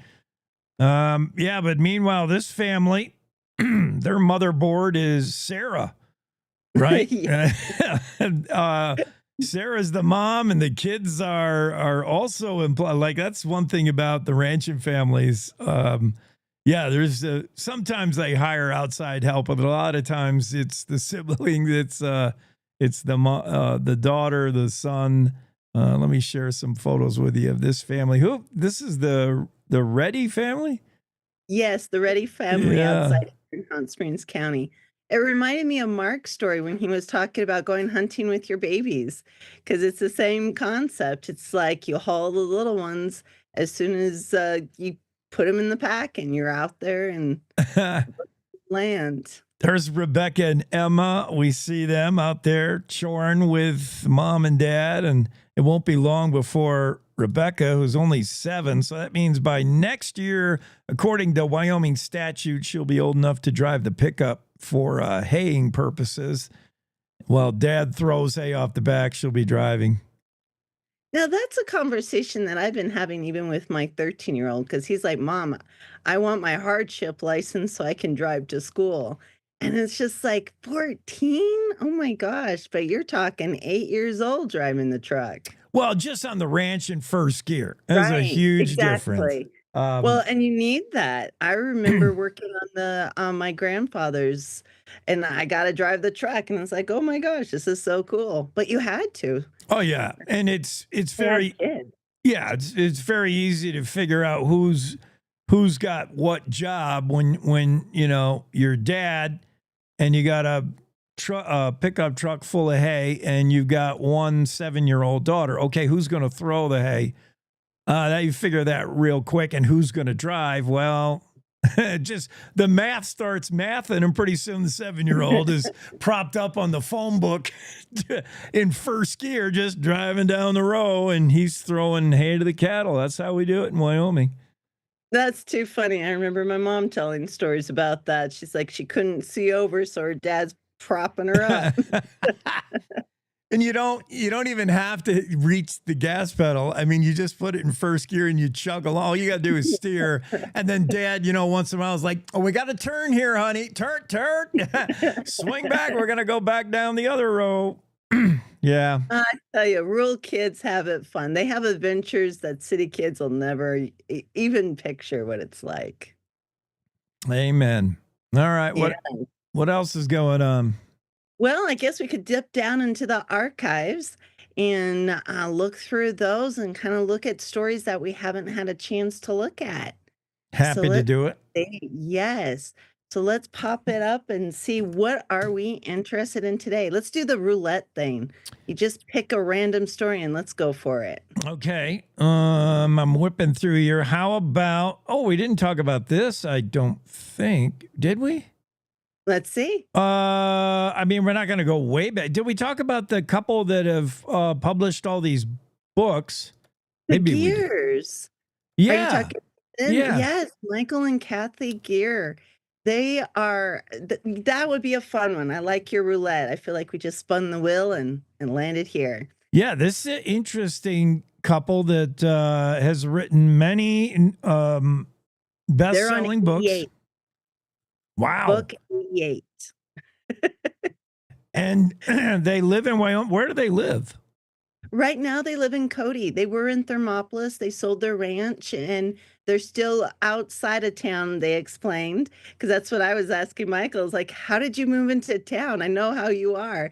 And it's like, no, we're still on the outskirts. We're still enjoying our outdoors. But Wyoming has been their home since the 70s. They both kind of ended up here. And it's been their inspiration for every single book that they write. Yeah, even books that story. Right. They don't necessarily take place in Wyoming or have a Wyoming setting, but everything they write have something Wyoming about it. That's pretty neat. Yes. Well, you can't help it when you're living in an environment like this. Like she said, even when they're writing about the bayou, when they're describing the moon, it's the Wyoming moon that they're describing, because that's what they can step out their doorway and look at. So this couple, what they've done is, you're right, New York bestsellers, and they're very eclectic. They write everything from sci-fi to, my favorite, they do the prehistoric, like the people back 1,000 years, and they imagine what their world was like. Their background is that Mike was an archaeologist, and his wife came here, and she is into history as well. And they both had these jobs, and they started. I love the story, and if you read it, the reason that Mike started writing is that he was reading a book, and it had some wrong facts in it. And the wrong fact was that they had a herd of steers all of a sudden calve. And it just made him Oh, so mad. He's like, "I can write a better story than this," and he did, but they both said it was awful. It took him 8 books, writing 8 books, because the School of Hard Knocks, before he wrote a book that he felt was good enough to publish. yeah. And that's great when you have a spouse to bounce off of. You could write the first draft. What do you think? That's terrible, honey. Because your husband and wife can give you the honest feedback, and they'll tell you when. Oh yeah, this is ready. Yeah, it's pretty neat. I would definitely go online, Google their names, gears.net, I believe it is, but Michael and Kathy Gear, their books there's sure to be something that you enjoy. But what's really cool is that they just stepped into writing short stories. And I was able to get their book. It's available free on Kindle. And I was reading it, and they're very well written. They kind of are thrillers, so they get you going. And it's just been fun to watch their career as it develops, and they're just an inspiration. I mean, when they talk about how many hours they work on writing, it's Yeah, crazy. they go after it. It's a full-time job. I mean, they've backed off a little from their original schedule, but yeah, they put the time. You're Um, talking 7 to 8 hours a day plus 2 hours on social media. They said that's the biggest change that they've seen, is you have to have a platform these days. You have to be talking to people. Otherwise, your books don't sell and people don't know you're there. And I know I there still are people out there in our audience. That was some of the things I got, is like, "I've never heard of them." Well, just because you haven't heard of them doesn't mean they don't exist. Yep, that's what social media is for. Let's go again to the roulette wheels. Spin. And I'm going to land on this story that we missed because it was during our holiday hiatus during Christmas week when we were off. I'm going to take you to the historic hog ranch outside of Meeteetse. You got a rancher there digging with a backhoe. I think he's putting in a sewer line or something. And clunk, he hits something. It's not treasure, but it's big. And by the time he digs it up, it is a weird looking rock. What the heck is it? What was it? We'll show I'll let you tell what it was, because I don't can't know. I'm looking at the Well, photo. you're gonna have to look. So the story here is that they were digging their lines in an area where they knew there were no rocks. I mean, we're talking, it's muddy, it's limestone, and they hit this giant. And when we're talking giant, he Yeah. had to go get a friend to get some equipment, and it's at least a ton. I mean, Oh, it's yeah. half a ton, and it is this giant, almost perfectly round rock. And when you think about it, it's like it's not supposed to be there. And I think how it ended up, I went and I visited with the rock shop here in Thermopolis, because that couple's amazing. But Ava Cole had told me that they start off like you have something round, and it's almost like a clam, and then the rock builds up around it. And in this case, it's limestone. And she said there's no point in cutting it because it is not a giant, what is those ones you break them open and they're crystals? Oh, yeah. Like a quartz. They're a geode or a. Yes, a geode. You got it. Yeah. You hit it on the mark. Yeah, we're looking at some rock formations that we're all sort of familiar with, but no, this thing is from an alien planet, obviously. It is. I did have a reader reach out, and they pointed out that this is the same ranch where the rare black-footed ferret was found, that they thought was extinct. Ooh, is So that this is right? a pretty cool ranch. What kind of connection can we make with that? Yeah, that's pretty neat. You can see the size of this rock in the photo. There's a little stock dog standing next to it. Gee, he could be crushed by that thing. And it looks weird. Looks like a meteor or something. When I talked to Ava and I said, "Well, what did they do with it?" And she goes, It's a nice round rock. They put it in their yard and look at it. No way. That's what. Yeah. What do you Yeah. do with a rock like that? That's what she said, and that's what the family said. They moved it into their front yard, and it's going to be a centerpiece, and people can talk about it and see it for Yeah. themselves. Yeah. What else are you going to do with it? I don't know. It's too Yard big. ornament. Too big to be a bowling ball. I We don't had know. some other stories on Christmas, actually, that we have time to touch on. Yeah. What was that? We had the podcaster. If you bring that story up, so it's all from December, from the same time. Oh yeah. Let me look. Hold on. The Oh Christmas- yeah. Okay. Yeah. Podcaster, Dean Peterson. Yes. Okay. What does This he was do? a fun interview. His day job is he's a videographer for the state, and so he goes around and takes video. Mhm. But this is his passion, his hobby, and what he does is he finds the weird stories around, mostly in Wyoming, and showcases them on his podcast. So kind of what we get to do, but he does it, and he's uncovered some fun things. What's this Look at it, about Bob Ross, the painter on PBS? Oh, that was a family story. Now here is the Yeah. Alaska connection. He was a Air Force brat, Okay. and so his Army brat, and so they're going around. They're at Fort Wainwright, and who is there but Bob Ross? And he asked them to take care of his house. He's not famous yet. He's been dabbling in paint. And so he's got this fun Bob Ross connection to his family. And he remembers his parents packing up the paintings and sending them on. Too bad they didn't keep one. Oh yeah. I mean, can you imagine an early Bob Ross? I mean, for those of you, Oh, there can't be anyone that doesn't know With who Spectrum's Bob Ross easy- is.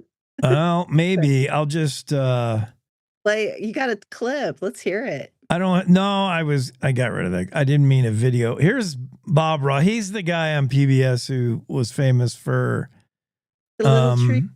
yeah, he was doing like Zen painting for you, and it was almost like the ASMR of its time. You would watch Bob Ross not necessarily to get painting techniques, but just to like calm your mind.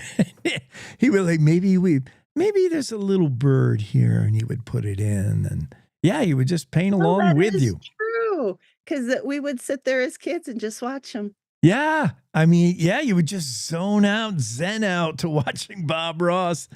So yeah, what a neat story from Jackie Dorothy about Dean Peterson. Cheyenne guy. Is he in Cheyenne? Is that where he is? Now we saved the best for last, though. What? That we never did the Santa Claus Saves Grable. Santa I call Claus it the Santa saved Grable. Claus because he became what he was famous for in later years was he was Grable's Santa. But in the 1920s, there was an ice jam in Grable, and the town was flooding. I mean, we have pictures in the archives that we were able to get, and these pictures are showing that at some times there was 15 feet of water. Grable was being washed away. And so they came up with this innovative idea to throw dynamite. Now, I was thinking a stick at a time, something like that. Yeah. These two young guys, they're both in their 30s, so they know better, but they're up in a plane. And the one guy only has 8 hours of flight time, by the way. Like that's how much he had logged in his career. Yes. 8 hours. Yes. Okay. 8 hours. Hot This shot was his ace pilot. plane. He was like, I want to fly. And he said, okay, I'll do it. So he's flying the plane and he has to go down low. The other guy is sitting next to him and he's got the dynamite, and it's not one stick. It's like a bundle Oh of up boy. to 70. And they're throwing these dynamite bombs down on the ice jam. And it succeeds. They break the ice jam. But it's just trying to picture how dangerous that was and what they did and they became the heroes of Grable. Yeah, the Santa Claus of Grable. They brought Christmas to 1929. This is, yeah, that is. Yes. We're flipping through the photos now. That's a for real flood. Oh my goodness. I know. Look at that water in there. And you talk to anybody in Grable, and it's something that their grandparents remember. It was It was horrific. The whole town had to flee. I mean, and what was funny about it is that I can picture this. I can picture my dad. I can picture us standing on the bank looking at this water as it rises. And they're like, huh, wait a second. And all of a sudden they realize Still that it's going. not going to stop. Right. And the people just fled to their houses, tried to save stuff. And then it was sort of reminiscent of what just happened in California, actually. They during this time, they started having house fires and they were not able to get in and rescue those homes because of the flood. The fire engine was flooded. All right, we got to bounce. Okay. Jackie, thank you so much. Awesome stories, Jackie Dorothy. It's time for news. Top of the hour news. It's time to take a look at what's happening around Wyoming for Thursday, January 23rd. From the Cowboy State Daily Newsroom, I'm Wendy Kaur. Wyoming Congresswoman Harriet Hageman is among Republicans in Congress calling out federal officials for an armed, intimidating response to a South Dakota ranch family's home over a 75-year-old property line dispute. Cowboy State Daily's Mark Hines reports that the letter, signed by Hageman, mentions the South Dakota case specifically as an example of an alleged broader pattern of misuse of federal law enforcement against American citizens during the administration of former President Joe Biden. Last year, we reported on a ranch family in South Dakota, and the wife and mom of that family actually is a Wyoming native. And this weird dispute started with the federal government claiming that their fence had crossed over into some national grassland. So they thought they had the matter settled, but then an armed Forest Service agent in tactical gear showed up to hand them federal indictments for allegations of theft of government property. Hageman and the others who signed the letter call the response blatant abuse of government power and unnecessary intimidation of U.S. citizens. The legality of ballot drop boxes in Wyoming took center stage during a discussion in the House Corporations, Elections, and Political Subdivisions Committee on Wednesday afternoon.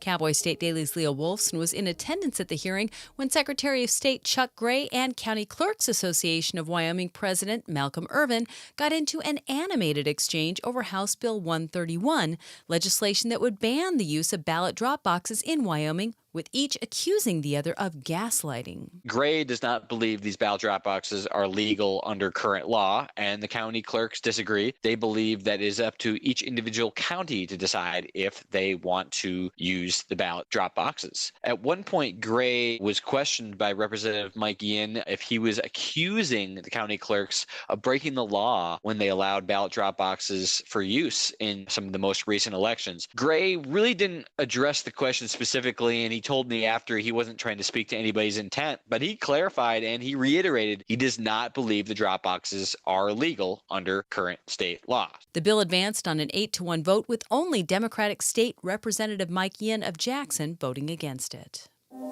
Wyomingites are hailing the national energy emergency President Donald Trump declared on the first day of his presidency. A number of Wyoming's oil and gas industry officials told Cowboy State Daily's Renee Jean they were still reviewing the declaration and accompanying executive orders and weren't sure how things would roll out here. Obviously, there are going to be those who are opposed to this plan. We're likely to see some litigation. It's clear from reading the document that he is trying to set up a way to expedite certain infrastructure, oil and gas projects to try and strengthen the energy industry. Declaring a national emergency unlocks new authorities and additional executive powers the president doesn't normally have, including suspension of some environmental regulations or restrictions of various exports. No president prior to Trump has declared a national emergency, so it's somewhat new territory. I'll be back with more news right after this.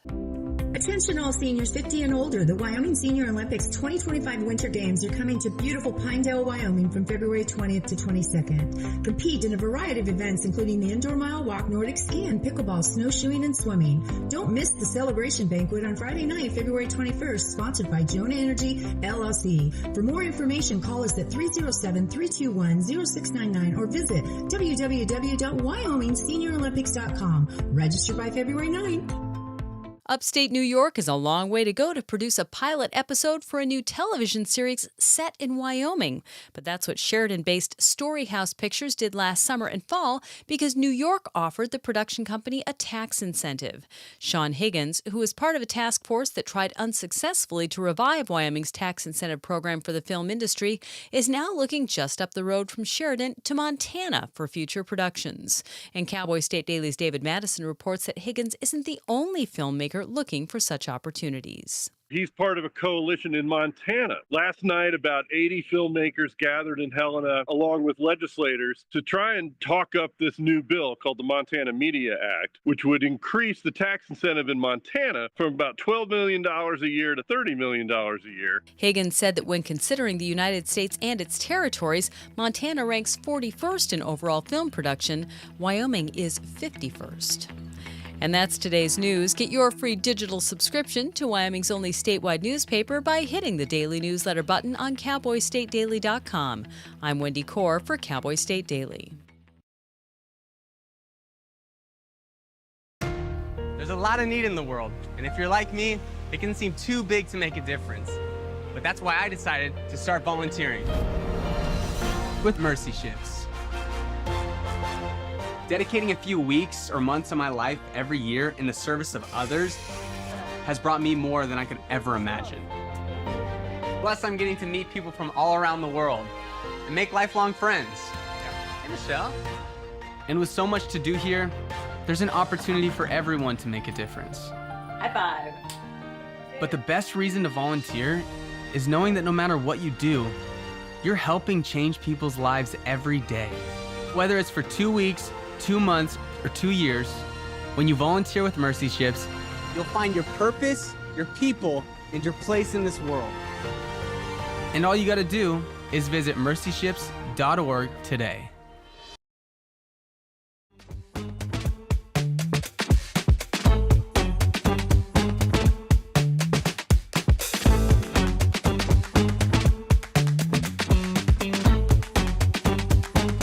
Howdy. Hour 3 of the Cowboy State Daily Show with Jake, and it's a busy one. We got a lot of guests this hour, and we got to move fast. We got to be nimble and jump. Jack quick. Mark Hines is going to be with us in a moment. We'll also talk with Travis Deti, the executive director of the Wyoming Mining Association. He'll be on. And Paul Knapp, the former Wyomingite from the Big Piney area, going to check in with us and tell us what it was like down there in Louisiana when they got all that snow. That's where he lives now, in Gonzales, L.A. So he was able to help out the locals so they wouldn't freak out over the snow. And man, they got some snow.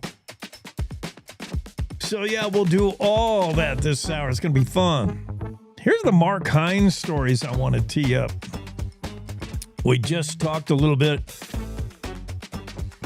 already about the story of the Little Siberia schoolhouse and how it has inspired some legislation. And in fact, the Anderson family, Anna Anderson, went to speak in front of lawmakers the other day and say, you know, Wyoming needs more of these, not less. These one-room schoolhouses in rural areas of Wyoming, they work, said Anna. They're working for us, and they could work in other places. Mark Hines had that story. Mark also had the story about another ranching family, this one in South Dakota, but it does have Wyoming implications, Wyoming ties, including our own Congresswoman, Harriet Hagman, who's calling out federal officials over what was an armed conflict. Armed federal agents in tactical gear showed up on a South Dakota ranch over a fence line dispute. Can you imagine?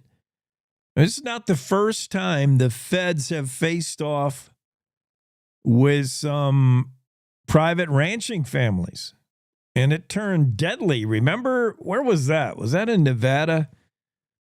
I can't remember. Maybe Mark can remember.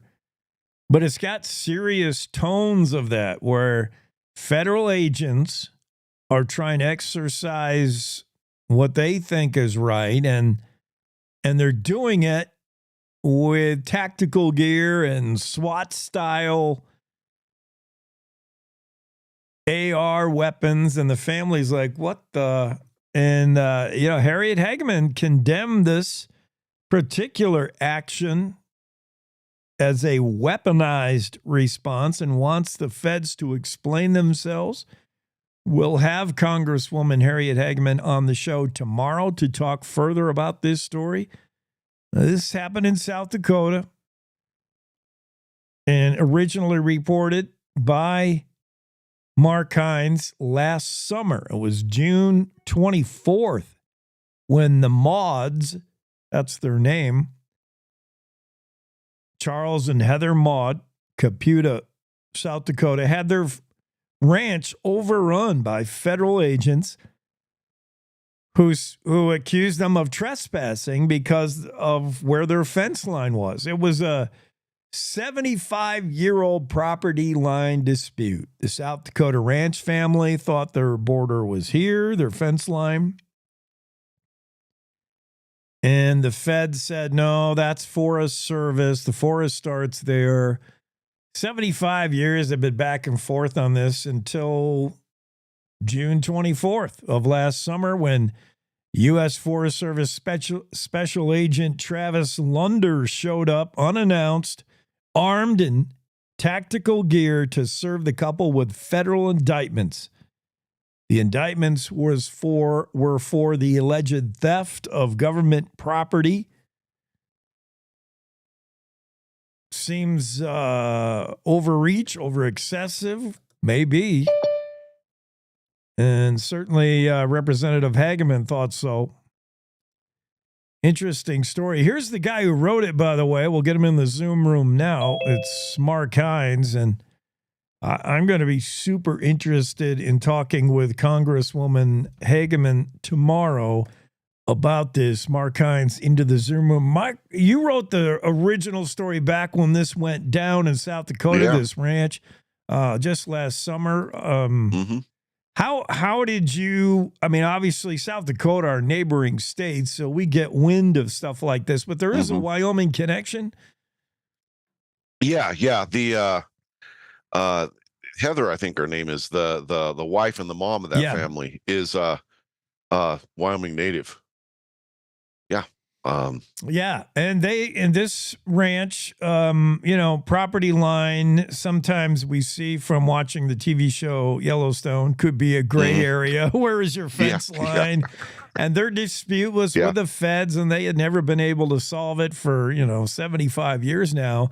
And finally, I guess the feds ran out of patience, and here they come all geared up. And dang, that could have got bad. People with guns disputing a property line. Yeah. Sometimes those things don't end well. I mean, fortunately, there were no shots fired or anything like that. But these folks do really feel that that they were mistreated and their rights were violated. And of course, our congresswoman sees things.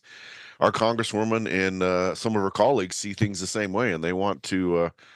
They're kind of calling that district attorney, the federal district attorney there. They're calling her on the carpet and saying, hey, come explain this to us and tell us why this went down the way it did. So it'd be interesting to see how that ends up playing out. I mean, did you get a sense when you wrote the story way back, what was Congresswoman Hageman interested in it then? When did she voice this, like, hey, this is not fair, I want to get in on this? Is this recent? That's a good question, Jake. I don't know if she's. I think she's expressed the overall sentiment that she thinks I don't think she makes any secret about. She thinks the feds do go overboard. But on this specific case, I don't know if she's brought it up before or not. But she's definitely being vocal about it now. Speaking of feds going overboard, this is eerily similar to two cases with the ATF making raids that we just saw in the news. Harriet Hageman, I think, at least in this South Dakota ranch case, says she wants to blame, of course, the Biden administration. Mm-hmm. And under the Biden administration, it's only because of the Democrats that the feds are, you know, stomping around on everybody's ranch. I'm not sure what the connection is there specifically with a political party, but I'll ask Harriet tomorrow. And yeah, that would be a question for her. I don't know. Mm-hmm. Well, I mean, she might have an entire laundry list of examples Sure. that she can tie back to that particular administration. You know, it seems like some of these big debacles. I'm trying to think who was president when Ruby Ridge went. I know Clinton was president when Waco went down, and unless I'm mistaken, I think he might have been president when Ruby Ridge went down as well. You know, those are us old codgers can remember those cases, and those went bad. Yeah. Those went bad. A lot of people died in those cases. So. Yeah, the Ruby Ridge is the one I was trying to think of and bring up. Yeah, I wonder.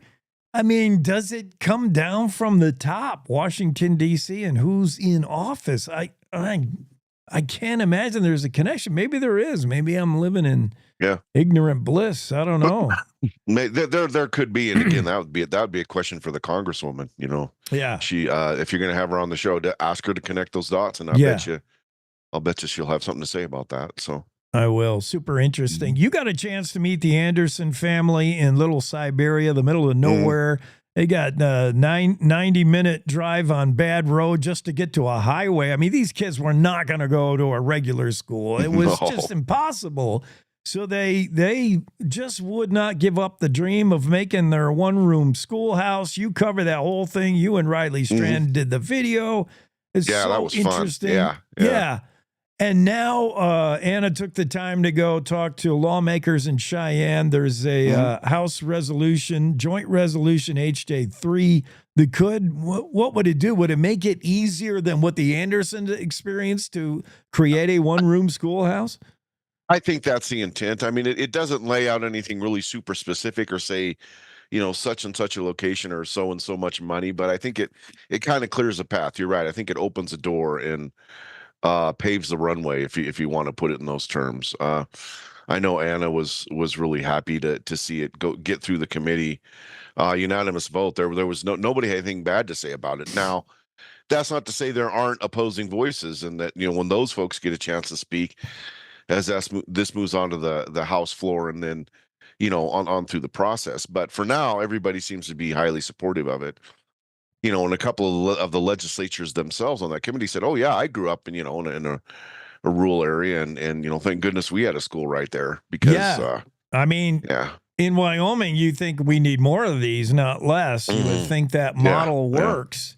Yeah, for sure. The deer season, we have discussed this in the past, and there's legislation moving through Senate File 3. It would create a split deer seasons, whitetail and mule deer. It would make distinctions between the two hunting seasons. The detractors of the bill, those opposed, say we see the idea. You want to manage the species differently. We want to create less hunting pressure on mule deer because their population is suffering already. And we want to hit whitetail harder, but maybe this is going to have the opposite effect. If you're from out of state, if you're from, let's say, Indiana, you got your dream hunting trip to Wyoming, you don't want to shoot a whitetail. You got those in the backyard. So I don't know. This is a tough one. Yeah, and it could boil down to I mean, a lot of people argue that they already are in some instances. Like they have those special late season tags over by Powell that are almost exclusively for whitetail. My older daughter shot a big buck on one of those tags a few years ago.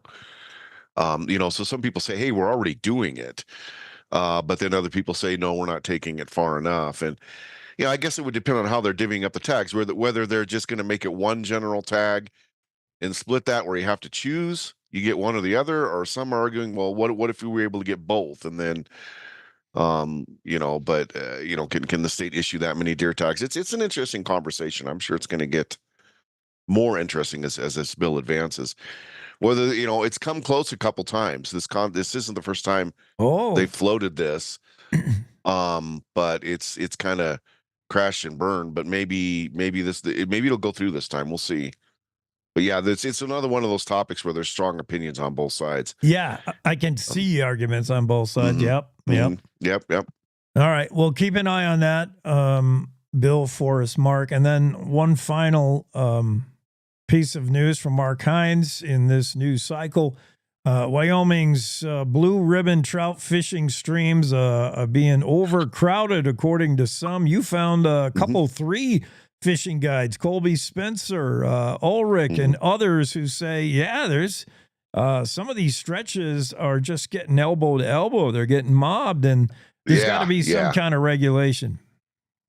Well, I think the point they're making, as one person said during that meeting, look what's happening to the north and south of us. Maybe my old stomping grounds up in Montana are getting to be, crazy, and of course Colorado. We all know crowding is an issue with everything in Colorado, and I guess their argument is they don't want to see Wyoming become Montana or Colorado in that regard. And so it's funny because you have a group of people coming forward and saying, "Hey, regulate us." I mean, that's kind of unique. I mean, most groups don't like regulation and don't like too much, red tape. But the fishing guides, at least some of them, are saying, "Hey, we would actually like some regulation because, just some standardization." And because as they see it, it would rig out some of the kind of shady players. Like, one guy said a guy can just show up in a bar and call himself a guide and get people to pay him to take him fishing, and the guy might not have first aid certification. He might not have insurance on his vehicle. That could end in disaster. And then they're also saying, okay, well, this just opens the door for anybody and everybody, and that's why we're getting these guides. They're getting pushed off those crowded rivers in Montana and in Colorado. So they look at, oh, well, hey, Wyoming's empty, let's go there. Well, everybody gets the same idea. Next thing you know, yeah, that tells you something. When our own in-state guides are saying yes to paperwork, yes to maybe fee permitting, yes to that tells you something that there might be a situation, because we currently do the same with hunting. We regulate that a lot better than we do with our trout fishing. It's like everybody, come on.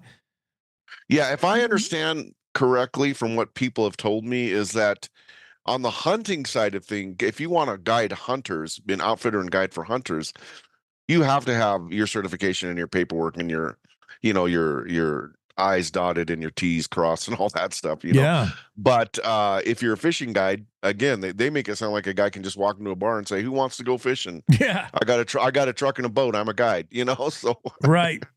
And kind of maybe two different worlds there. And all those guys are, they're right next to you, left and right on the river, on the creek. Yeah.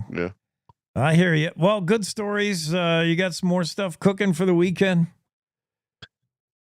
Well, I think I might be checking in once again, asking the questions. What's the status of grizzly bears? I think some people think that the new President Trump is more apt to go to bat on the pro delisting side, but then that raises the question: what can he affect that much change from that office? Because the Fish and Wildlife Service has pretty much come out and said, no, we don't want to do it. So, right. That's an interesting question to delve into. Yeah, because we're going to be seeing that in the energy sector. How much can we roll back what Biden did with new Trump? Same thing with the Grizz. Yeah, good point. All right. Yep. Awesome. Well, thanks so much, Mark.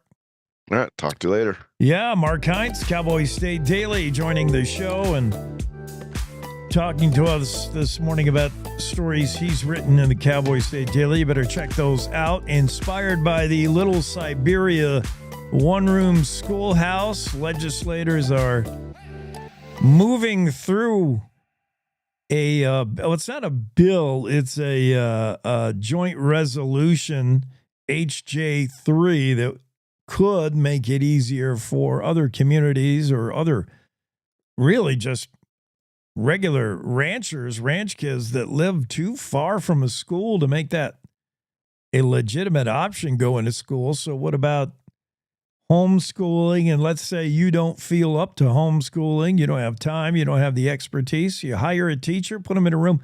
Well, that's making a school, and that involves a lot of red tape. The Anderson family found out years to try to get a one-room schoolhouse for their ranch kids. They finally were successful, and they want others to be successful. It seems like a good model in Wyoming, which has a lot of rural areas. Congresswoman Harriet Hageman is blasting the feds for their weaponization over a property line dispute with one ranching family in South Dakota. The mom is from Wyoming, Heather Maud, married to Charles.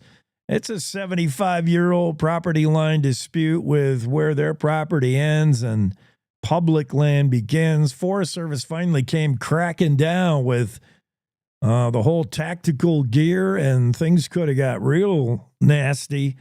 And Congresswoman Harriet Hageman found out about it, and she's speaking out about it and says that's just feds being too aggressive, too heavy-handed. She wants an explanation, and we want to ask her more stuff. So we'll have her on the show tomorrow to talk more about that. Should we split the whitetail and mule deer hunting seasons, make them one season for each species? Mark Hines talking about that.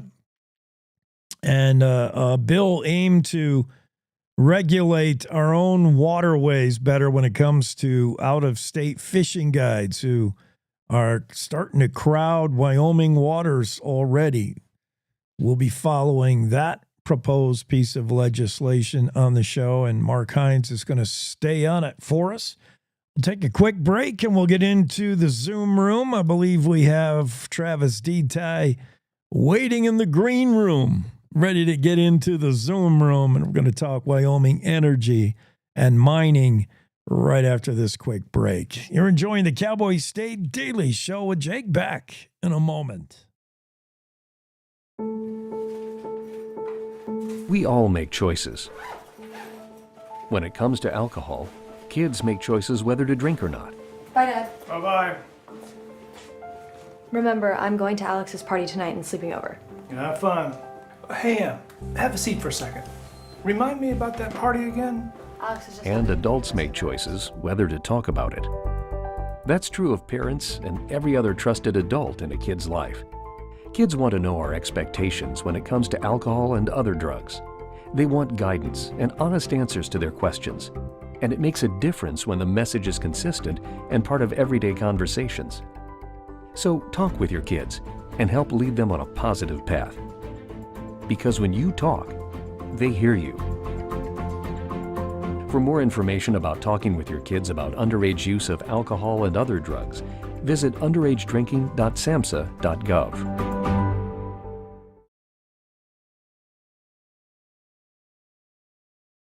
Daily Morning Show with Jake.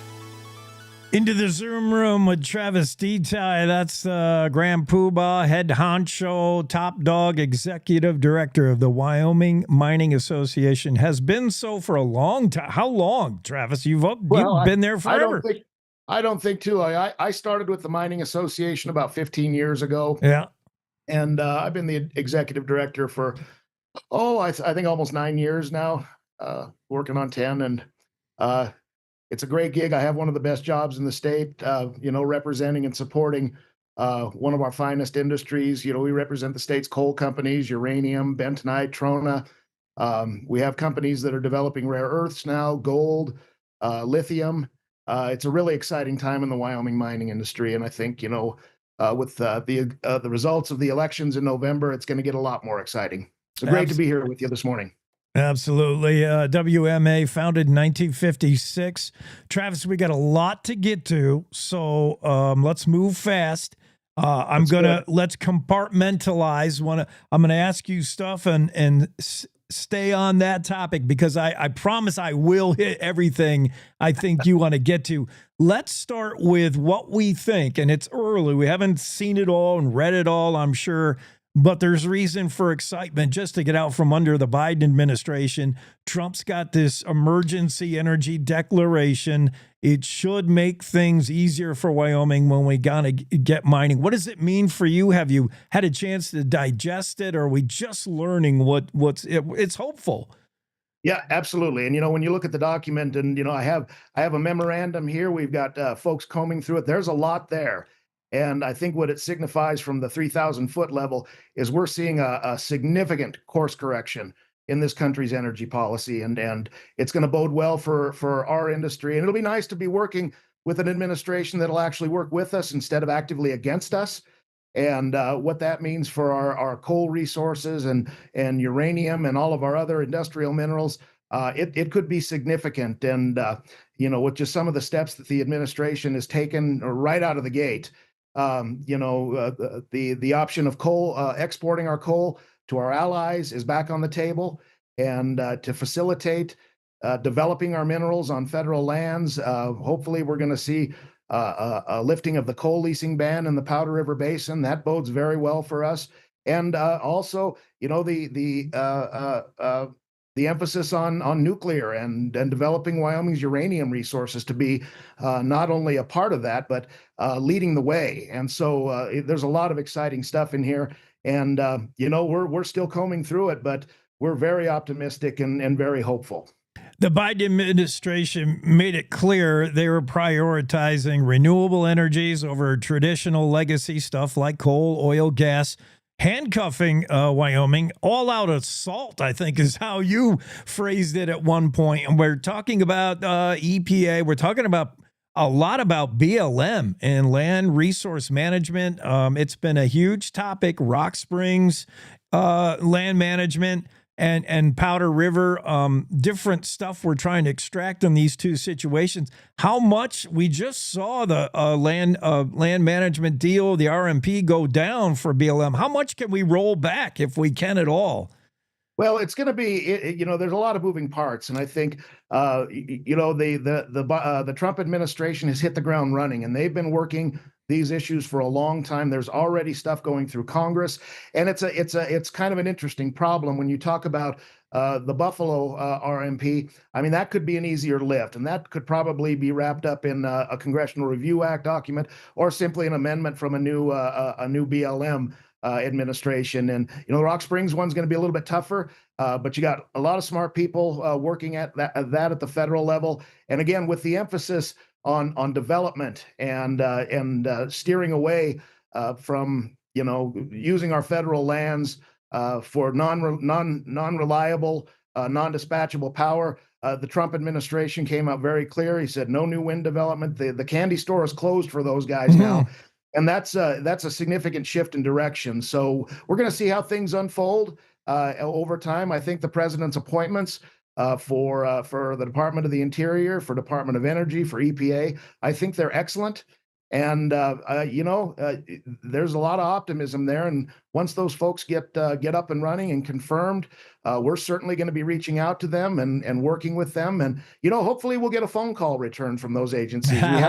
We haven't been able to do that much for the last 4 years.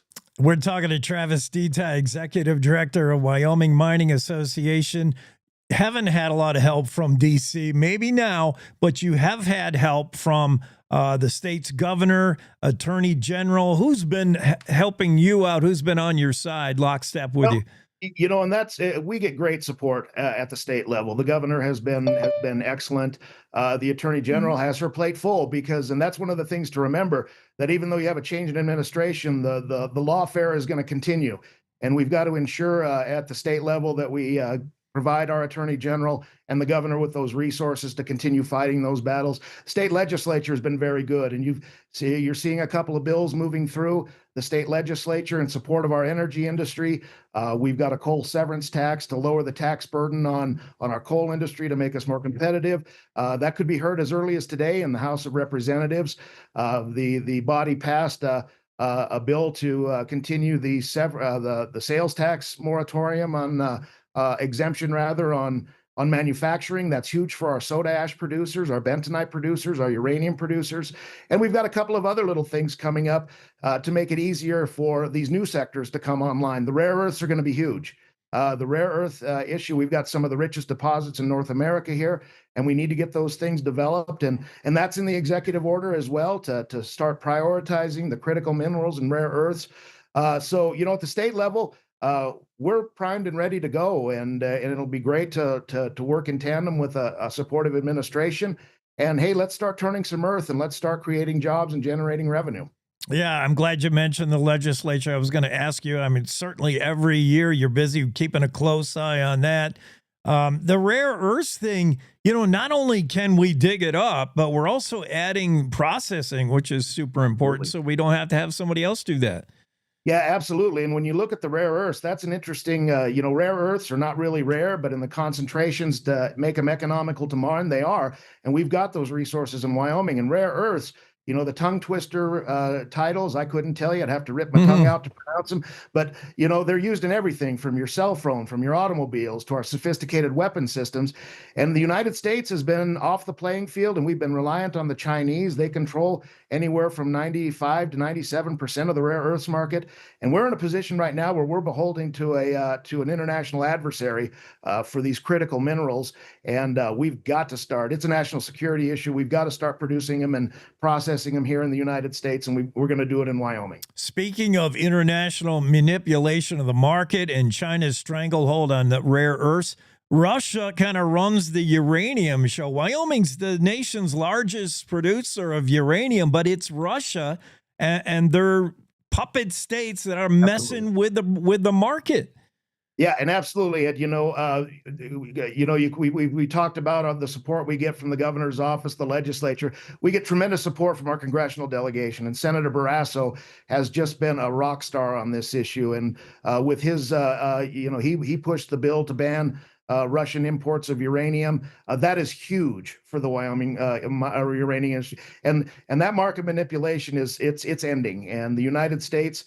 And we're seeing our uranium producers come back online in the United States, right here in Wyoming. And we are on the playing field again. And we have the potential in the United States. We can produce the mineral, we can produce the uranium, but we don't quite have the capacity for conversion and enrichment to fuel. And we're going to change that. And we're going to do it here in the United States. And hopefully in Wyoming, we've got a lot of great opportunities to do that. Travis, I don't know why I'm so excited about it. Energy is not even my bag. That's in your skill set. But I'm so excited when I see something like a state that's poised to start getting back to uranium, and uranium fed to Bill Gates' Terra power plant in Kemmer. And that thing is going to shove out a whole bunch of electricity for all these data centers that are going to run AI. Holy cow, we got it all all contained in Wyoming. We're on the forefront. We're on the cutting edge. And, I would push back a little bit. Your energy is important to you. Energy is important to everybody. Energy drives, when we get affordable, dispatchable, reliant energy, everybody benefits. And we can do that. And it doesn't have to be a one or the other thing. And I'm not a fan of this whole everything above, all of the above strategy. We need an all that works strategy. And what works are our coal resources, nuclear power from uranium, oil and gas. And we need to be focusing our efforts on those, and we can have it all here in Wyoming. Uranium and nuclear doesn't take away from coal-fired power. They work in tandem together. And you hit it right on the head with the emergence of artificial intelligence, with data centers, with electric vehicles. The power needs for this country in the foreseeable future are going to be enormous. And we need to focus on that all the above that work strategy with our fossil fuels and our uranium resources. Let's just a couple more things. Yeah, let's circle back to coal again, because it's sort of it gets such a bad rap. And under the Biden administration, we were kind of strangled with it. Nobody wants to burn coal anymore in the U.S. Coal is bad. Coal's what you put in your bag of what Santa brings you when you've been naughty for Christmas. Coal, we can't sell it to the Chinese, even though they want it. And if you're not working extracting coal, it means you're also not working on developing tech to make it cleaner. Wyoming has clean coal. Right. Technology can make it cleaner. These carbon dioxide issues, the Clean Air Act. I mean, if we're not doing coal, then it's just a lost resource, a lost asset we're leaving in the ground. Right. And, you hit the nail on the head. For decades, we have been using our coal resource, and we've been improving emissions technologies for decades. And that's continuing. Great work being done at the School of Energy Resources, at the Integrated Testing Center in Gillette. And these new technologies are coming online, and it's good to see, not only folks from the legislature, but the governor's office looking at some of those new technologies to use to build cleaner, more efficient, coal-fired power plants. And the technology it's almost there. It could be there, and it's coming online. And the smart decision is to keep pursuing those efforts. And let's build a new generation of ultra supercritical, clean burning coal-fired power plants and power our country. And the work that we've been doing, we haven't been resting on our laurels under the Biden administration. We're pursuing those efforts for carbon dioxide capture and to capture it and not necessarily store it, but use it. Use it with our other industries for enhanced oil recovery. And that's a tide that lifts all boats. The more oil we get, that spins right off. It's a key, our bentonite, Wyoming bentonite is used in our oil field products. It builds up another industry. So it's a good thing to keep pursuing the carbon capture technology. And I would put a caveat in. I think in my time in this business, I've seen, maybe 3 permanent majorities go away. Nothing is permanent. And, the 4 years are going to be important.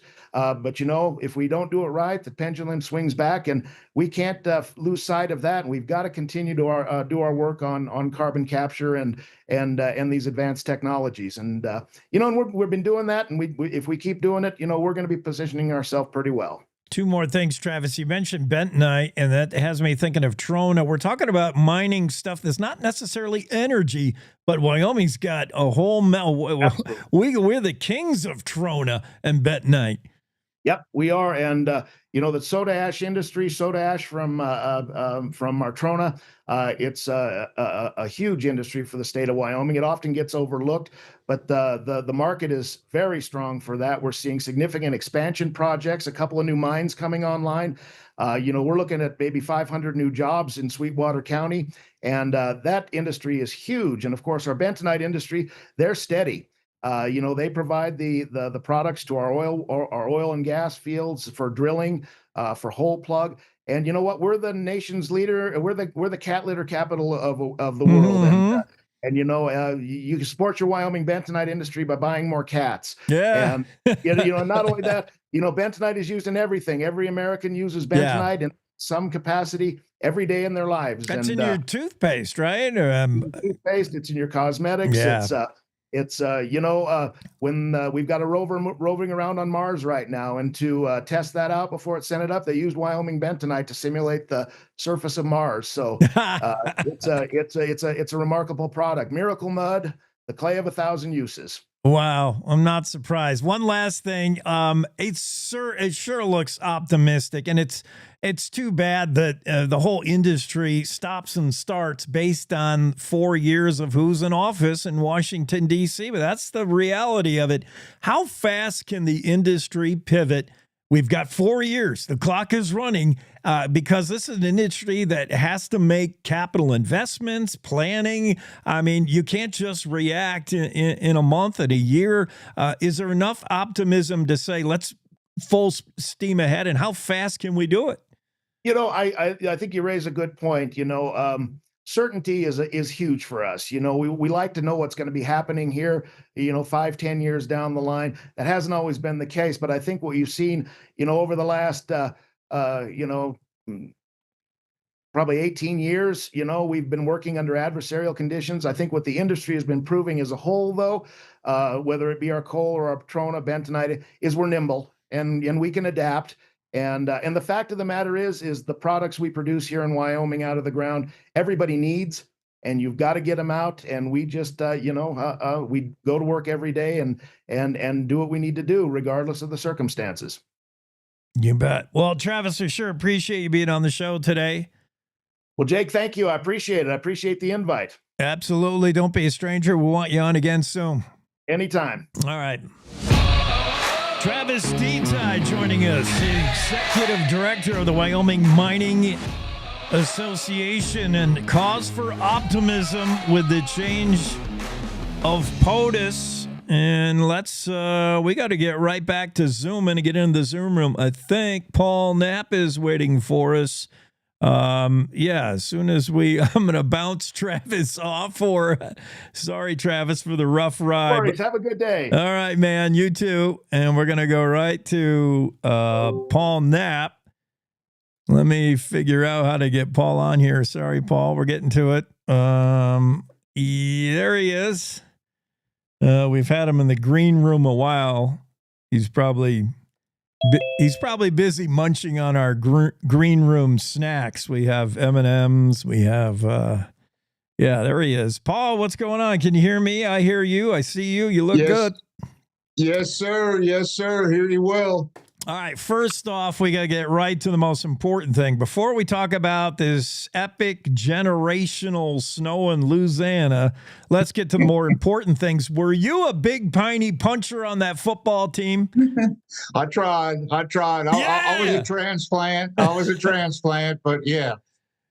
Great times back in the day. Oh man, I'm so excited to hear that. So that's your Wyoming tie. You wondering why we're talking to somebody out of the bayou about snow? This is a guy.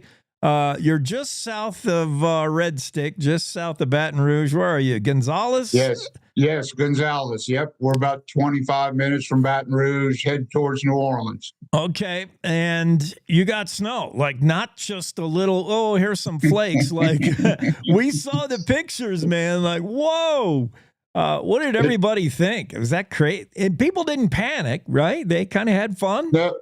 No, we had good fair warning. We have good warning system here because of the hurricanes and tornadoes. Yeah. So we had good fair warning, and everybody was pretty prepared, and I think they enjoyed it. Awesome. So tell me about you spent a lot of time in Wyoming. You worked for a famous ranch, the Loziers at Box R. I DJ'd a wedding there back in the day, and I met Irv. Yes. What a guy. Oh, my goodness. That ranch, I mean, that's historic down there in Sublette County. Pretty neat. So you got your Wyoming papers. You're legit.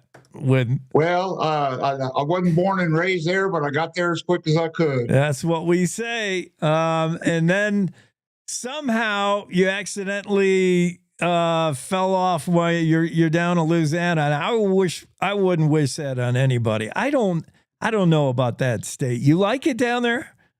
I do. And I found people wherever you go are basically the same. And it's just how they adapt to what goes on in their area. Wyoming, nothing but tough, cowboy up and all that. And down here, you got the people who love to hunt and fish, and you got to do it from a boat. You're not standing on the bank. You got to do it from a boat. Yeah, I'll tell you, I have met some Cajun folk that are every bit as backcountry as Wyoming. I don't know. I'm kind of scared of them, but yeah, they just do it different down there. Good point. But they just not used to snow. And you're a guy who that probably had to feel like PTSD, deja vu all over again. You saw that snow. What was it like? Oh, we totally enjoyed it, you know, and preparing the house and getting that ready because these places aren't built for 8 degrees, and just making sure you can get all that prepped, and then driving around the neighborhood in the golf cart with the all-terrain tires on and watching all the kids play, and an automatic 2 or 3 day vacation for everybody. It was good times. Yeah, the photos look pretty cool. Everybody having fun from the French Quarter to everywhere. I mean, at Florida, Pensacola got hammered. Everybody got snow. And the thing is, everybody can find some layers and some coats and gloves. I'm sure you can get through a day. The problem is traveling around because the state you don't have plow trucks, right? Why would you have a plow? You had to go borrow them from somewhere. Yes, and it's pretty much just the good Lord brought it. The good Lord will take it away around here now. And they are working on the highway today, but the interstate's been shut down. I've heard basically from Pensacola to Houston, and New Orleans got 12 inches of snow. They got 8 inches along the Alabama-Mississippi border there. So I-10, major thoroughfare across the south, and it's basically shut down. As is everybody's businesses. So short month here, it's going to make a big difference for everybody to go out and buy local and go to those restaurants and all to make up those days. We're sharing photos of snowball fights on Bourbon Street in a general snow scene. What now? You know snow. Actually, I mean when you worked at the ranch in the fall, but I mean you know snow pretty good. To give me an assessment of like what kind of snow was it? The small pellet snow, big flakes, big wet snow. How would you grade it?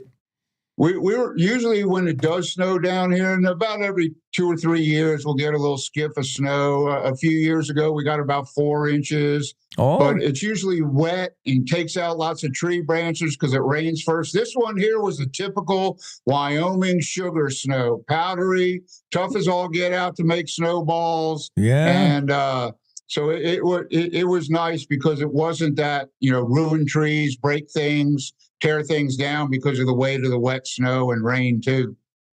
And you were able to share some advice with people, and everybody pretty much handled it and had fun with it. There wasn't any life-threatening situations. We're not hearing anything like that. But you were a good resource for people who had no idea. Like, what do we do? Is our water going to freeze? And what should we be prepared for? You were able to be a good Wyoming resource in that way.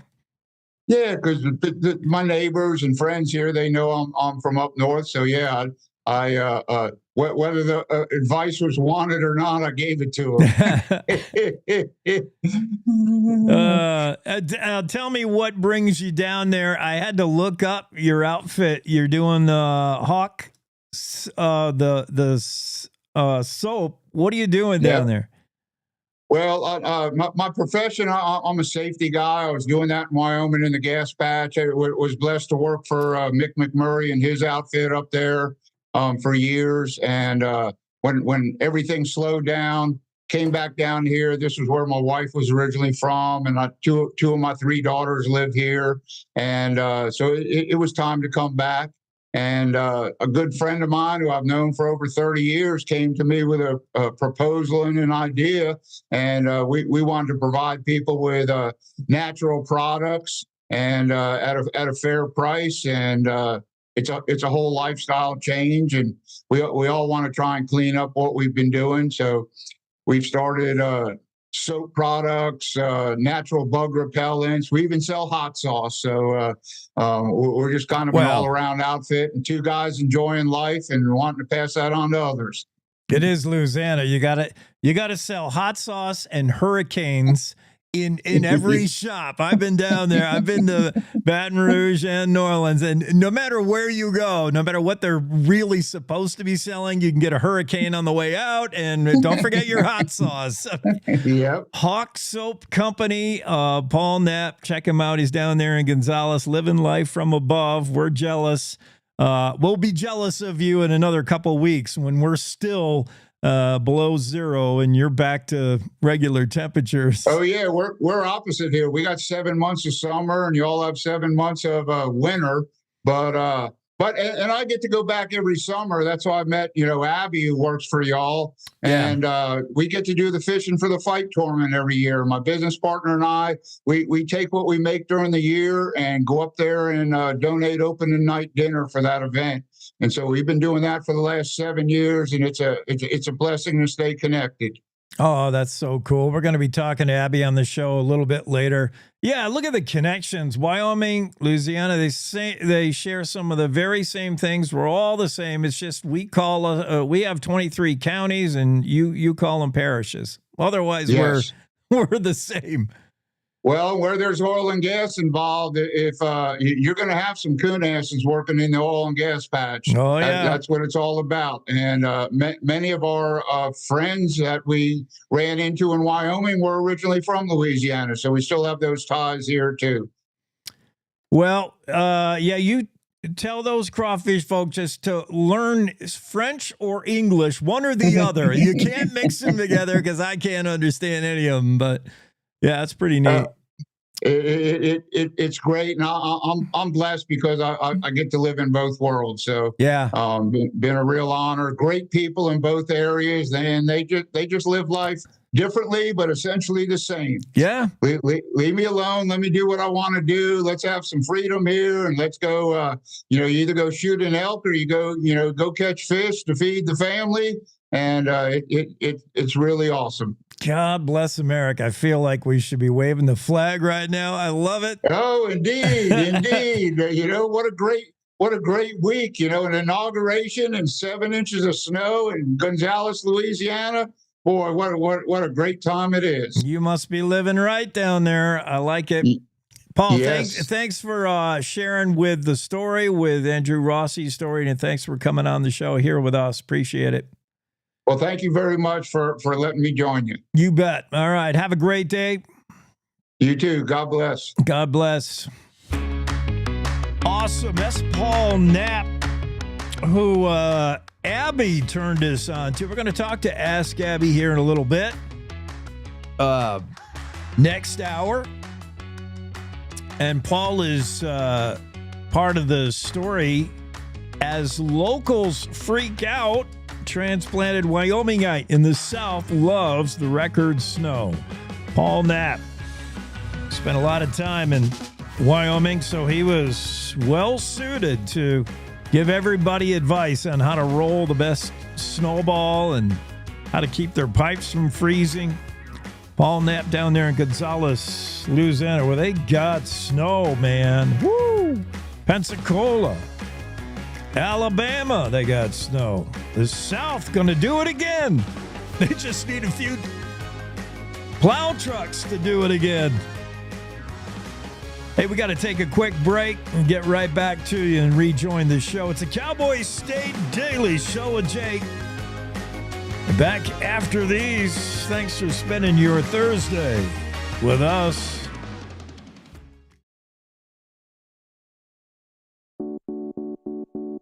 When it comes to making plans, you are the best. Those 9 months were also 273 days of planning. What about your daughter's first costume party? It was out of this world. And let's not forget those barbecues you plan in detail for your family and your more vegetarian by the day best friends. That surprise party for your parents' golden anniversary? You get the golden planning. The same way you plan each detail for those moments, start planning to protect you and your loved ones from a natural disaster. Sign up for local weather and emergency alerts. Prepare an emergency kit and make a family communications plan. Protecting your family is the best plan you can make.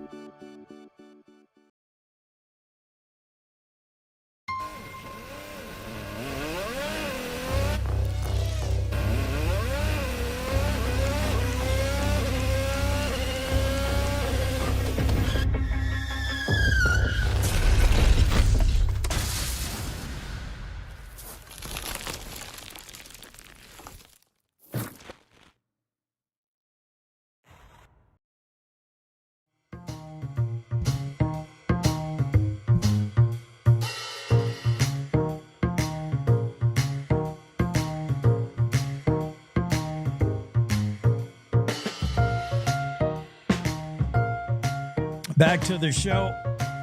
Third hour. Final hour coming up in 3 minutes. Big thanks to Travis Deti for joining us. And Paul Knapp for joining this show this hour. It was a lot of fun.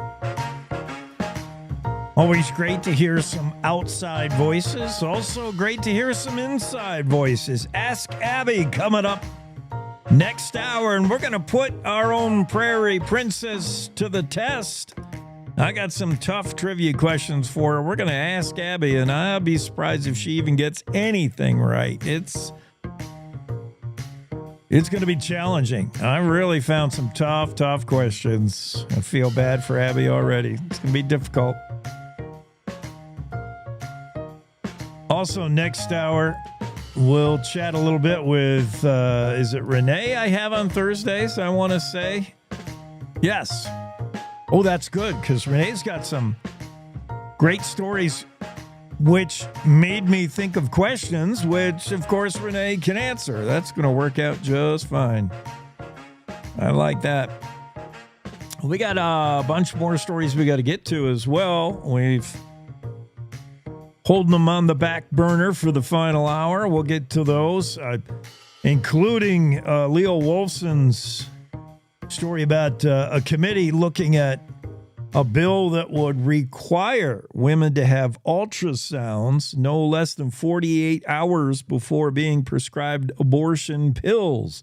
And you want to talk about controversial? I mean, lightning rod. Anytime you talk about the topic of abortion, women's rights versus pro-life, the whole issue, you got to be careful. You got to navigate that like a landmine. There's a lot to it.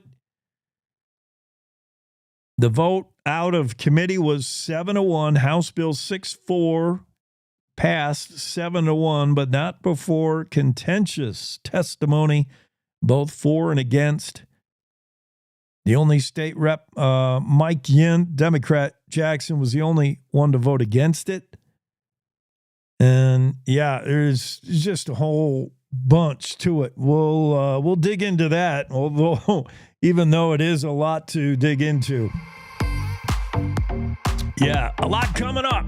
Cowboy State Daily Morning Show, but we got to pause now for top of the hour and get Wendy Core in here to inform us. Top of the hour news now. It's the Cowboy State Daily Show with Jake. It's time to take a look at what's happening around Wyoming for Thursday, January 23rd. From the Cowboy State Daily Newsroom, I'm Wendy Core.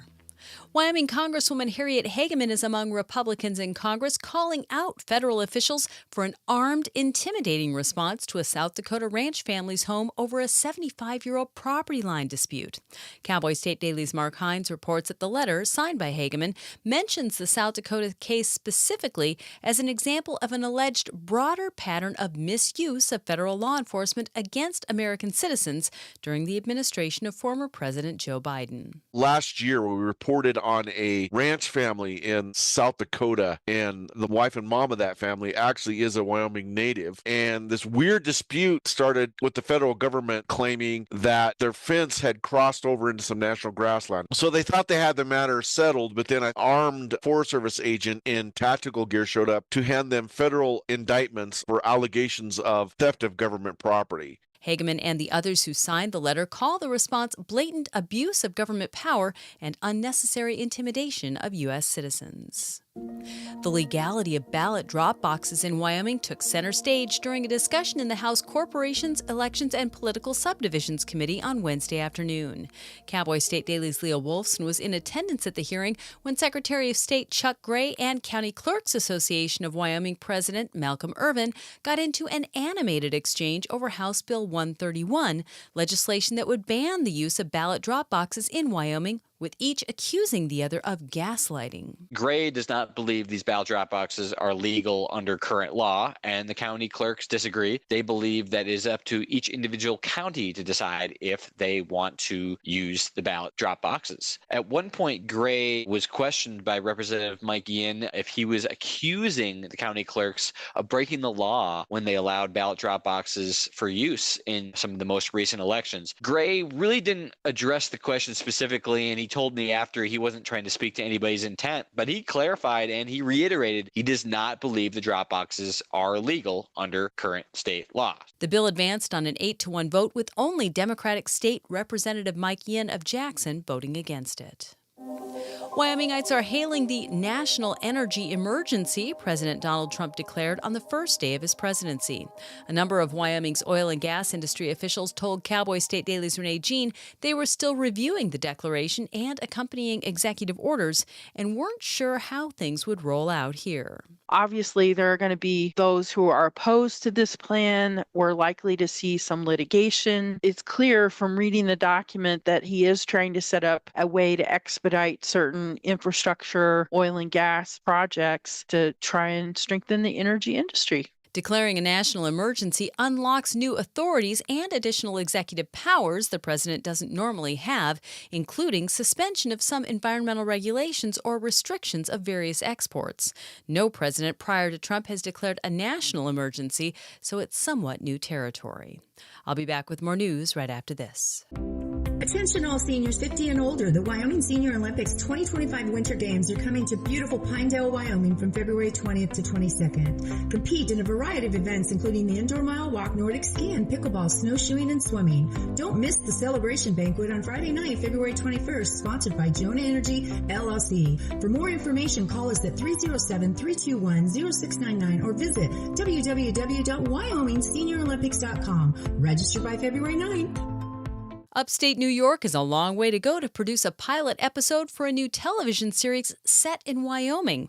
But that's what Sheridan-based Storyhouse Pictures did last summer and fall because New York offered the production company a tax incentive. Sean Higgins, who is part of a task force that tried unsuccessfully to revive Wyoming's tax incentive program for the film industry, is now looking just up the road from Sheridan to Montana for future productions.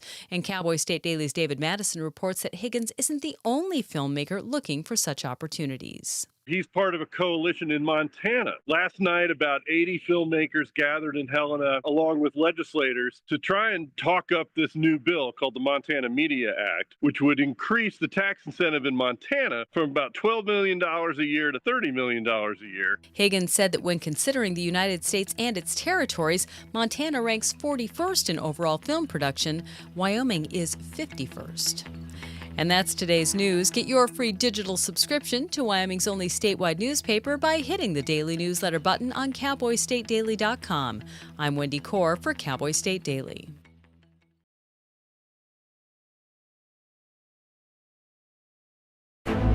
From Yellowstone to Devil's Tower, the Bighorn Mountains to the Teton Range, Cheyenne to Sheridan, Rawlins to Ralston, Cowboy State Daily Morning Show covers the state like no other radio show or podcast. We love Lovell. We're eager to share the stories of Story, Will Crow About Crowheart, and Yodel Over Yoder. Whether you make your home in Sweetwater, Chugwater, Powder River, or Green River, the Cowboy State Daily Morning Show will make you feel right at home. Jeffrey City, Atlantic City, we see you. Little America, Big Piney, you're on our radar. Howdy, Wapiti, Meeteetse, Shoshone, Ten Sleep, good morning, welcome, Torrington, Riverton, Wheatland, Lusk, Lingle, Lander, Timber, Casey, Kerwin, Moorcroft, Mountain View, Moose, Fort Bridger, Fort Laramie, Fort Washington, Hannah, Hudson, Hewlett, Dayton, Daniel, and DuBois. We are east of Weston, west of Midwest, north of Newcastle, and south of Sundance. Border to border, we love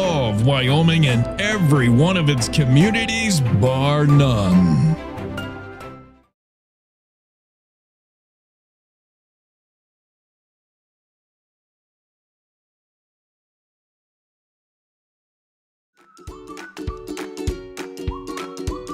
And we're back to studio, final hour of the Cowboy State Daily Show with Jake. And we got a lot to do in this hour as well. It's been a busy Thursday.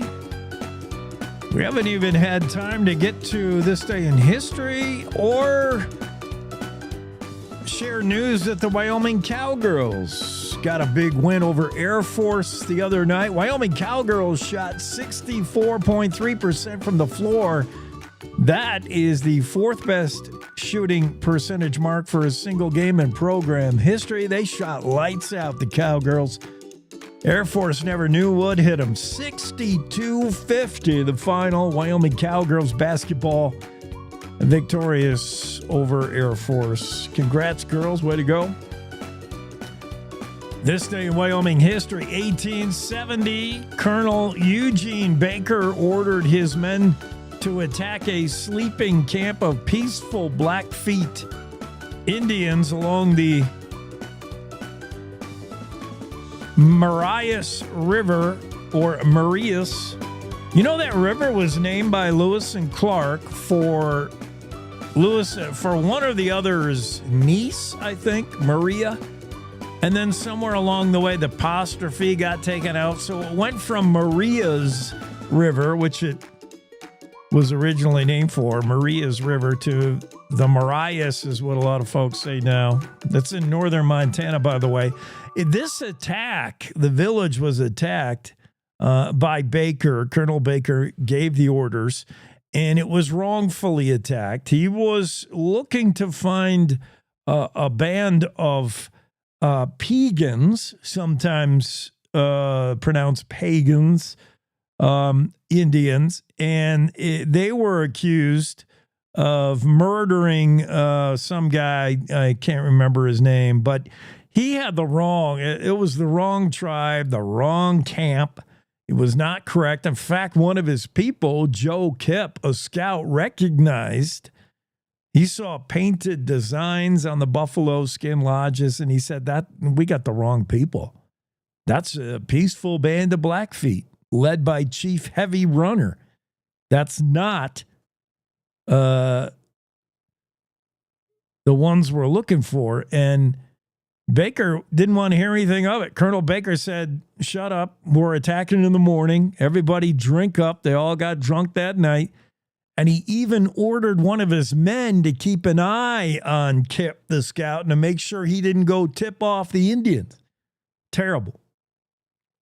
Estimated 37 men, 90 women, 50 children believed to have been killed, nearly 200. Lodges and food destroyed.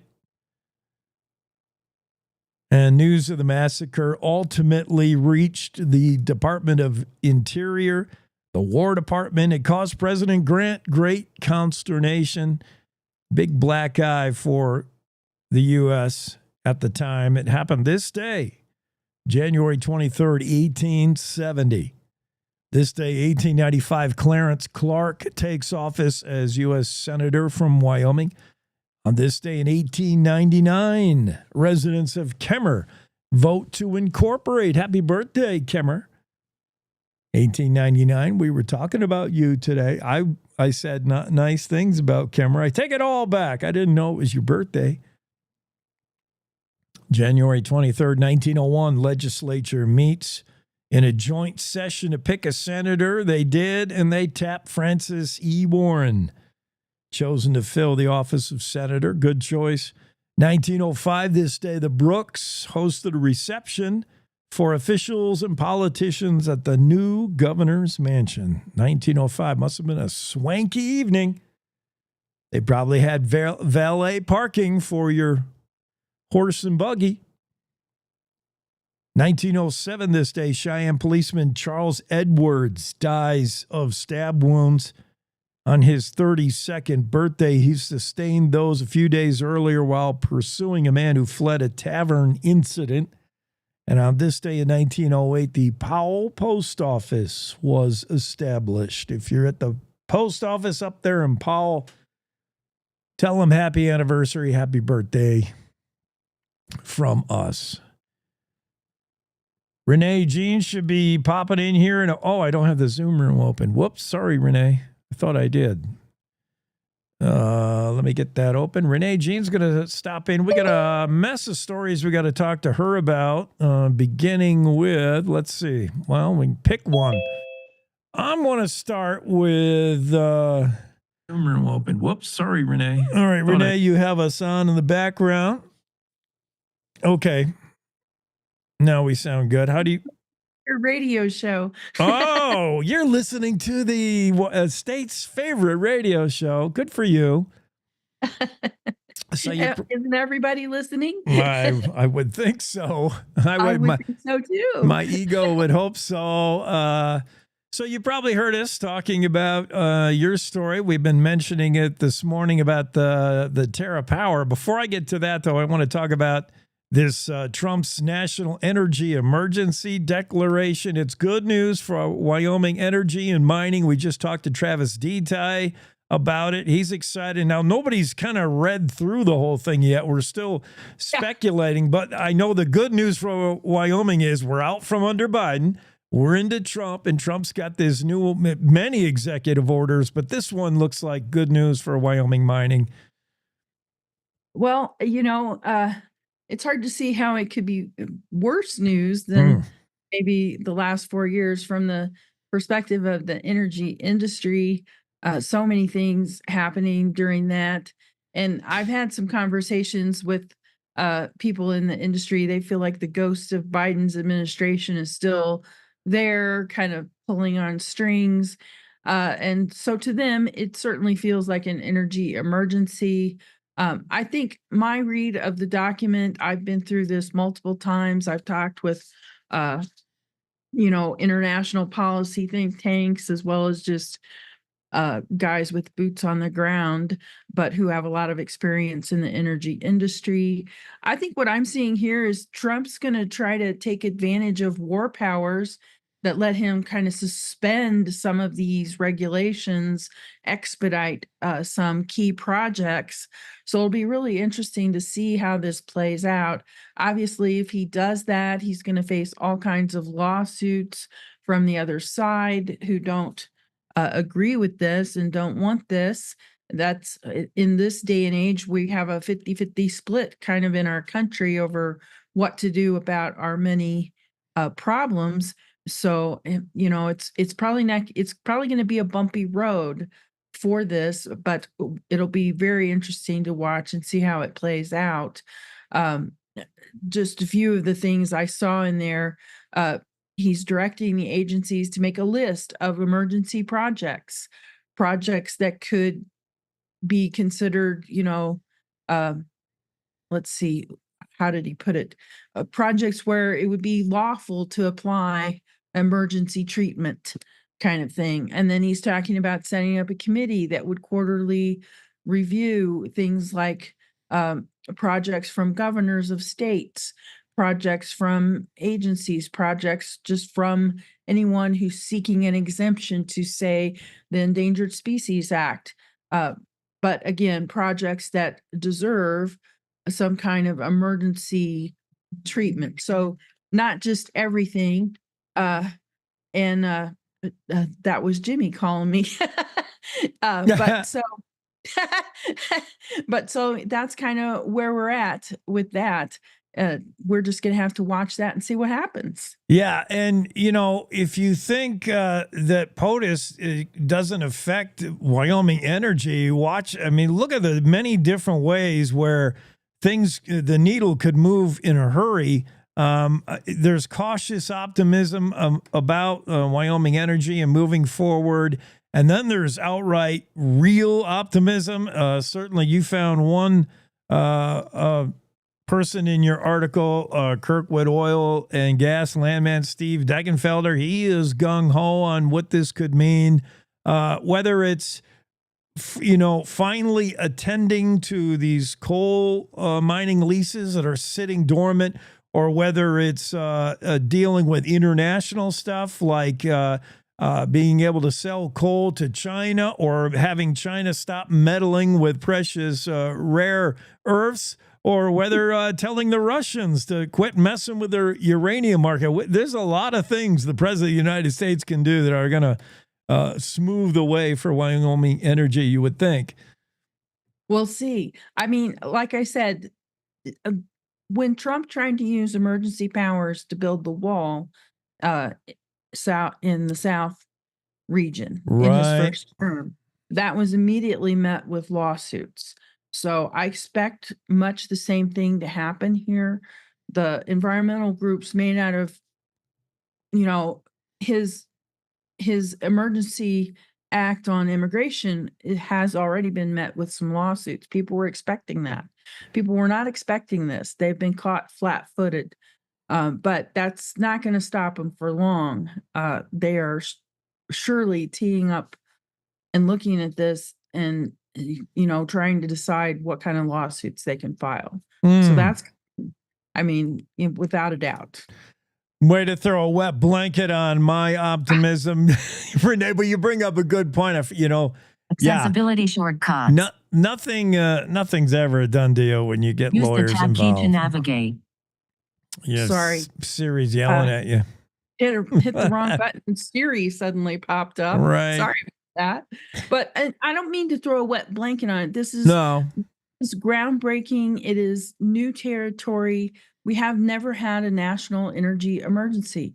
We did have some specific regions that had an energy emergency back in the 70s under Jimmy Carter of all people.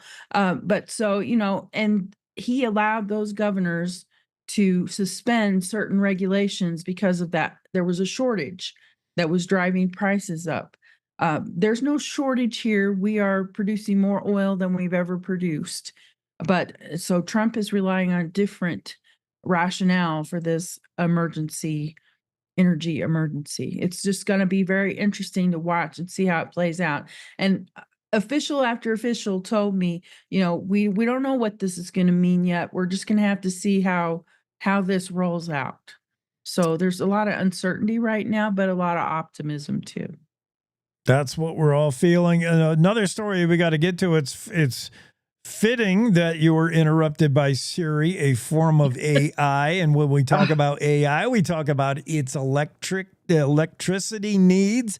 And we're talking about electricity needs. Let's walk this all the way back to TerraPower, this novel nuclear plant in Kemmerer and Bill Gates' idea. And then it's going to be fed by Wyoming uranium. And holy cow, this whole thing comes full cycle. It was my idea. I swear, Renee, I thought of this. I thought Wyoming uranium, ship that to TerraPower and then ship that electricity to data centers, and bingo, bango, we got AI. Wyoming can do it all. A new deal was signed between Bill Gates, TerraPower, and a big-time uranium outfit. What's that all about?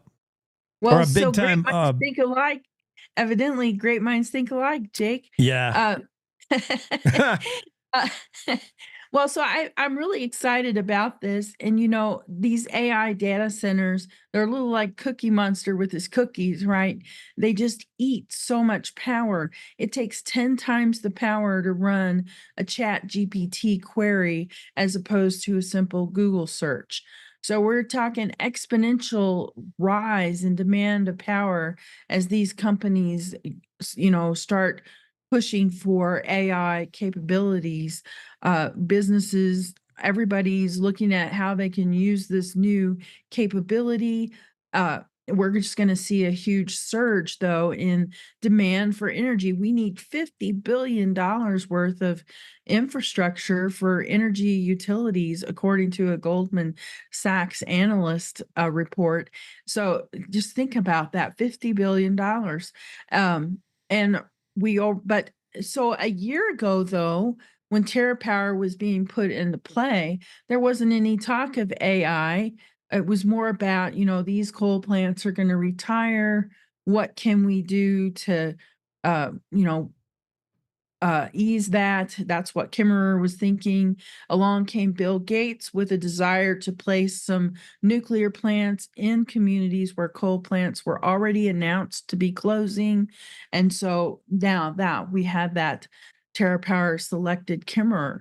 Now with AI coming in, the company officials I talked to are seeing this conversation about how can we power AI as how can we build more of these nuclear plants at sites where coal plants have been announced that they're going to close. So it's going to be very interesting to see how this plays out in Wyoming. It seems, though, like a trend that the Cowboy State could capitalize on. We have the right weather, as if we can build nuclear plants to supply the power, and it can be moved pretty much across a region through Rocky Mountain Power's infrastructure. Wyoming could be set up to capitalize on this in a big way. That's what I thought. That's what I saw. I swear I put the notion in Bill Gates' head, but I don't wonder if he had this idea way back when and we just didn't hear about it, AI, but we weren't hearing about the AI. We heard about why nuclear power, and that's the retirement of coal burning plants going offline. That makes sense.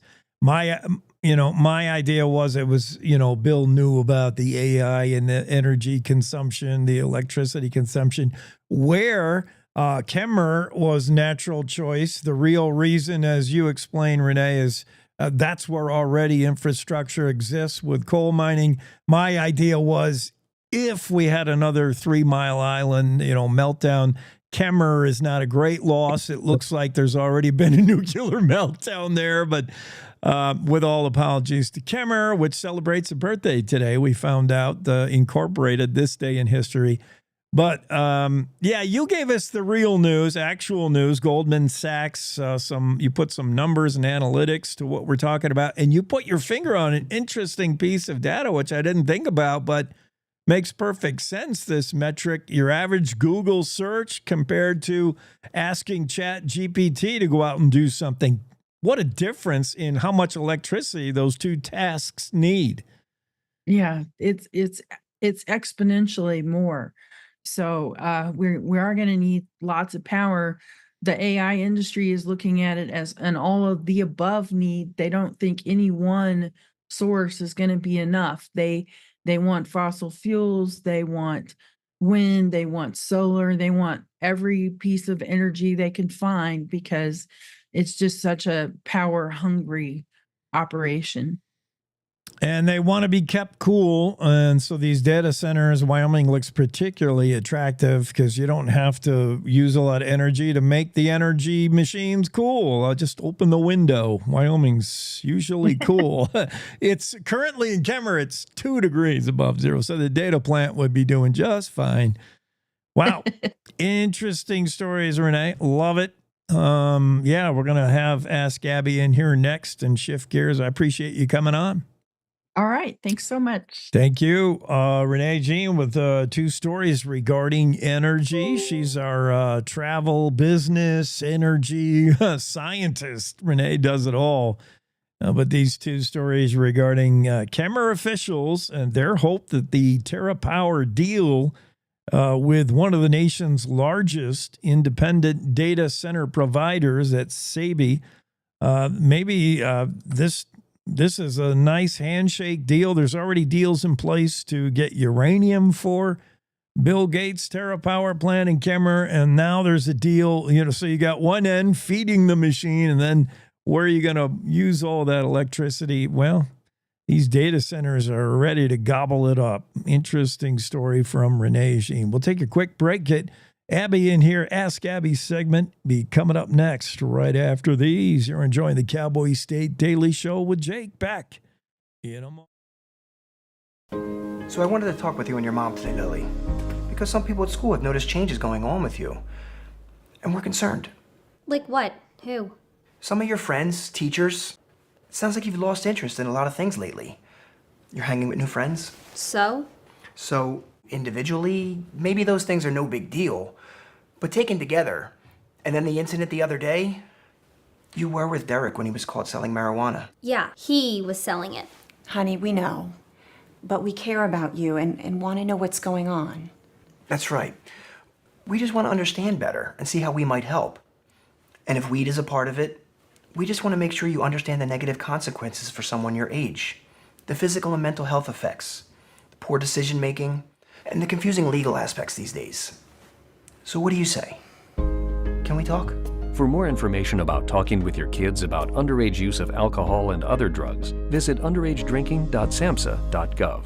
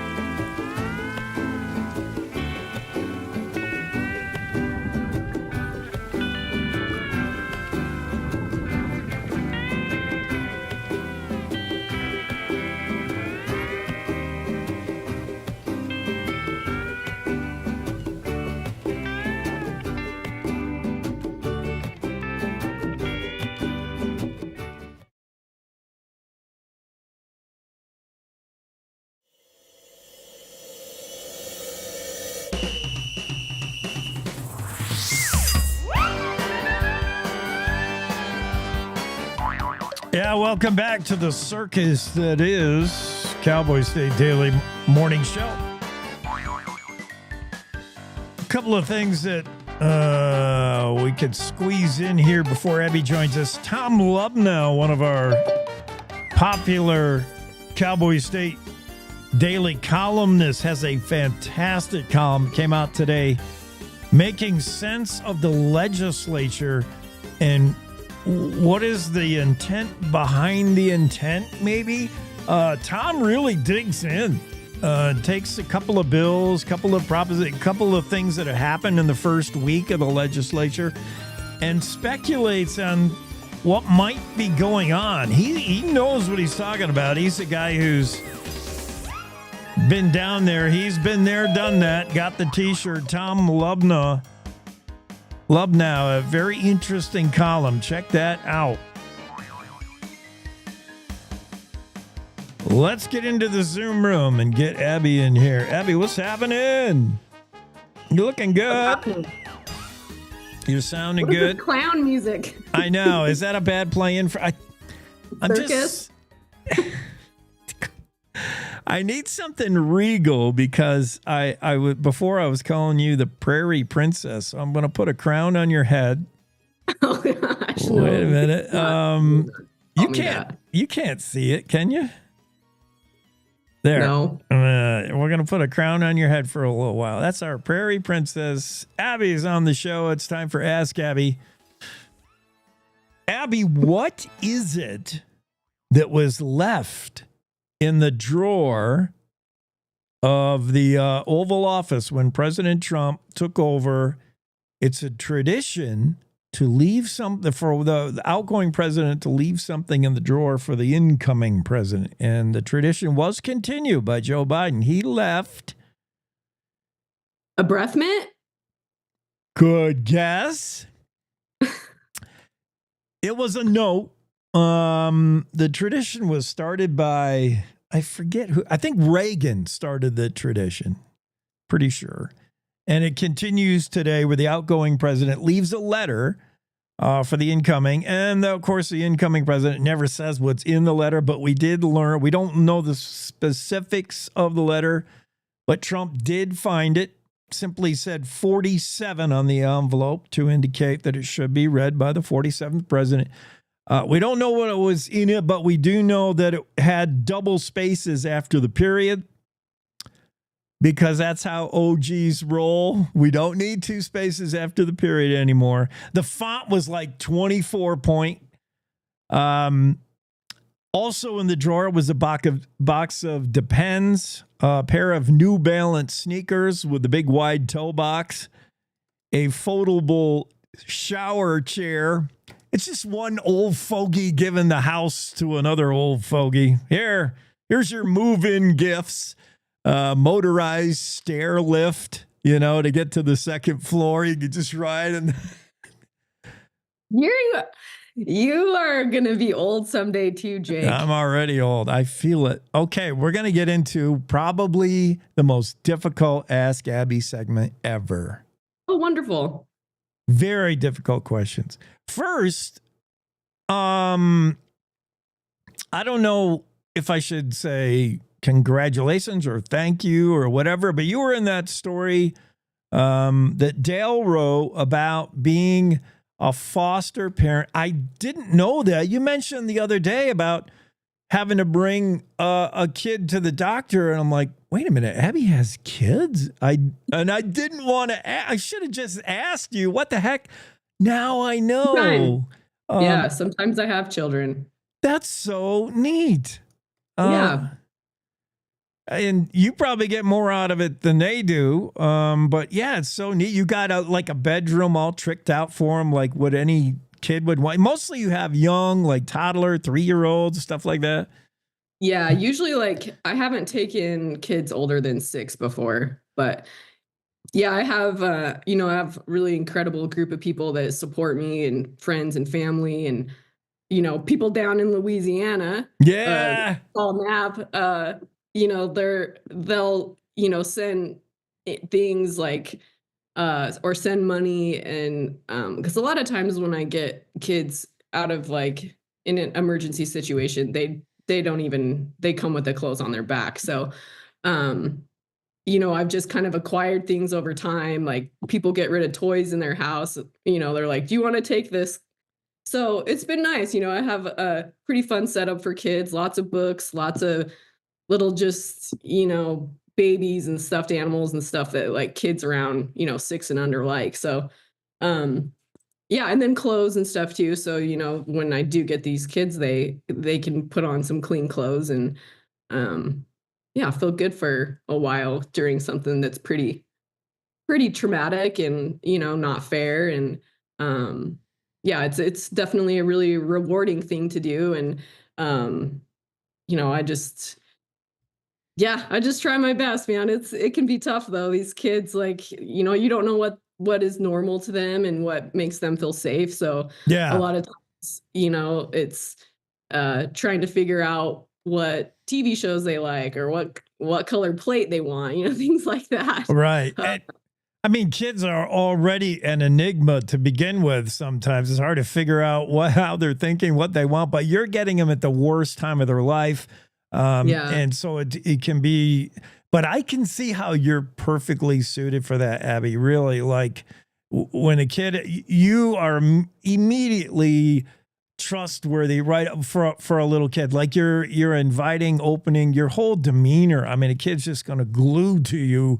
For sure. I can see it. Dale Killingbeck has a story, by the way. Read it and you'll see what we're talking about. Emergency foster care parents are there for Wyoming kids when they need them most. And you're talking about, fostering a kid similar to fostering a dog where you only have the kid for, maybe days, weeks at the most. And then they are off to what you hope is going to be a more permanent thing. Is it hard to let them go and see him say goodbye? And sometimes you keep in touch with them, I would imagine. Yeah. So sometimes, you get to build a relationship with either the parents or wherever they go for like a long-term situation. And, that's the one question that people always ask, like, is it hard to say goodbye? And I think I just have the mentality that, it's not about me and my feelings. It's about like making sure these kids feel safe and that they land somewhere where they can develop a normal life and have happy moments and be cared for. And so I really just kind of remove myself from those. It's not always easy, but I just when people say, "Oh, I could never do that," my immediate thought is like, it's not about you. So if you're going into it thinking like that it's going to do something for you in your life, that's the wrong mentality. Like whatever. Yeah. Sometimes it is really hard, especially like, I'm not used to my day to day doesn't involve, a small child and making sure they're fed and dressed and things like that. And so, it's a huge change of lifestyle for me.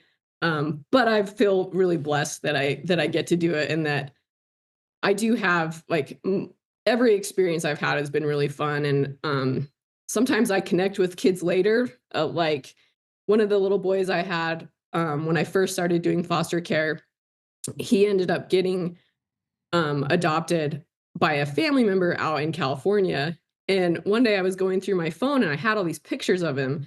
And so I contacted DFS and I said, "Hey, I have like a year's worth of this child's pictures.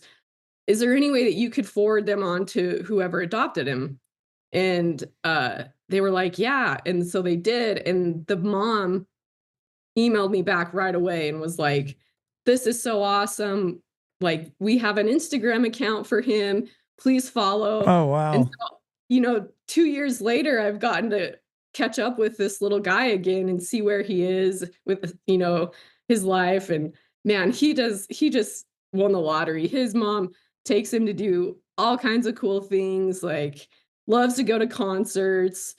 She has him involved in all of this stuff. And so that's really cool. And, there also have been kids where I don't know where they are and I think about them a lot and I pray for them and, hope that down the road I might connect again. But yeah, it's really cool. You're just rolling with whatever changes. Not every day do you walk into your kitchen and say, "Who spilled this cereal on the floor? What happened here?"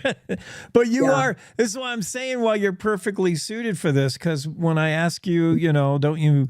Is it hard to say goodbye? You don't miss them. Yeah, it's not you. You're doing this for the kid. So it's more like I don't ask the kid if it's what he feels or she feels going to the, because it's not you. Yeah, your head's screwed on in the right place, Abby. Who would have thought, as miserably as you perform on our trivia, who would have thought you'd be so locked in? Yeah. Let's get right to it. Wyoming Okay. trivia. You live in Wyoming, as far as I know. This should be right down your alley. President Donald Trump is 47th president. Wyoming is what state? What number did we come into the union? Give me a hint. It's in the 40s. I was going to say, is it the 42nd? 45th. Ooh, get in between there. 43rd? 44th. 44th state. Excellent. Now, it's just only going to get harder. So, oh boy. Great. The state Okay, listeners with my cell phone number, feel free to send a text. Yeah, right. Call a friend. Only this is, like text a friend. Text Abby, help her out because she's not allowed to ask Siri. She's not allowed to Google. And I will know. I'm watching you carefully. State reptile. Don't ask. No. Yes, we have a state reptile. The horny toad. Yeah. The horned toad. Holy cow. My brother used to catch horny toads and rip their tails off. Ooh. It's quite graphic. That's for your brother. Wow. State butterfly. Wyoming has a lot of butterflies, by the way. About 200 species. Lots of different butterflies, but the official state butterfly? I'm going to say monarch because that's the only butterfly I know. I know. It's the only one I know, too. It's the go-to. Is it the little blue one? No. I know there's a little blue one. Yeah, I love the little blue one. I know the exact one you're talking about. And there's usually 1,000 of them together, too. Yes, they group together. They're like water. And someone told me they're officially a moth, not a butterfly, but I don't know. I know what you're talking about, though. I love those blue ones. This is a green one, Sheridan's green hair streak butterfly. Okay. Wow. I know. Where'd it go? This is bizarre, but we're still going to ask it. Wyoming has an official state soil. Just like Wyoming's official tree, the state trees, the cottonwood, the state flowers, the paintbrush. Clay? Yeah, right. Clay. Red clay? We're going to give it to you because, clay is everywhere. The state is made of clay called trona, bentonite. No, officially, the state soil is the Forkwood soil. We'll give you extra bonus points if you can tell us where it's found. What county has the state soil? Forkwood soil. Forkwood soil, which is apparently like really good. Like you can grow stuff in it, which is saying something for Wyoming because it's made of rock and clay, the whole state. But yeah, Forkwood soil, where do you find it? What county? Goshen County. Close. Niobrara. All right. Okay, here's something you know. You're a fly fisherwoman. You've been on many of the state streams and rivers, waterways. Wyoming has, and this is going to be 50-50 shot, Wyoming has 10,000 miles of rivers and streams or 100,000 miles of rivers and streams? 100. 108,000 miles of rivers and streams in the state. Unbelievable. I was going to say 110,000, but we'll give you within a degree or two the hottest temperature ever recorded in Wyoming. Bonus points if you know where. 112 degrees in Thermopolis. Close, though. You triple digits. 115 in Basin, Wyoming. Where is Basin? Basin's in the Bighorn Basin. It's in the sugar beet growing area. It's, I don't know, like around Worland. It's very low lying as far as elevation, so they get hot all the time.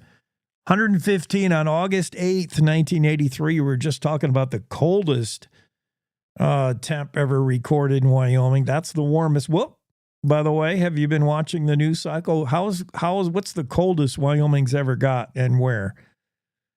negative 66, right? Yeah, that's right. Outside of Jackson, wasn't it? Yeah, up in Yellowstone. Minus Yeah. 63 outside of Jackson up in Moran. Yeah. Okay, here's one. What? Pretty soon at this, is it at the Super Bowl that they have? Remember John Madden had guys eat turducken? Yeah. Which is chicken in a duck in a turkey. Like, what madman would have created that? Well, I gave away the answer, darn it. I was going to ask you what was invented by, I just thought this was a cool piece of trivia because people ask, like, who invented turducken? First, what is it? A chicken in a duck in a turkey. And Yeah. John Madden made it famous at, football, Super Bowl or something. It was, and I know Louisiana wants to take credit for it because it's attributed to Paul Prudhomme, legendary chef, who invented it for the very first time. And Prudhomme works primarily in Louisiana, but he did admit in an interview once that he hit upon the discovery of that dish while working in Sheridan, Wyoming in the 1960s. He was looking at a buffet line and he didn't think the chicken and the turkey looked all that great. And he ordered one of his people, put them all together, like shove them all in one thing. And he invented turducken. So turducken was invented technically in Wyoming, even though you will see it attributed to Louisiana. Here's an easy one. You should get this, Abby. State's oldest bar still in existence.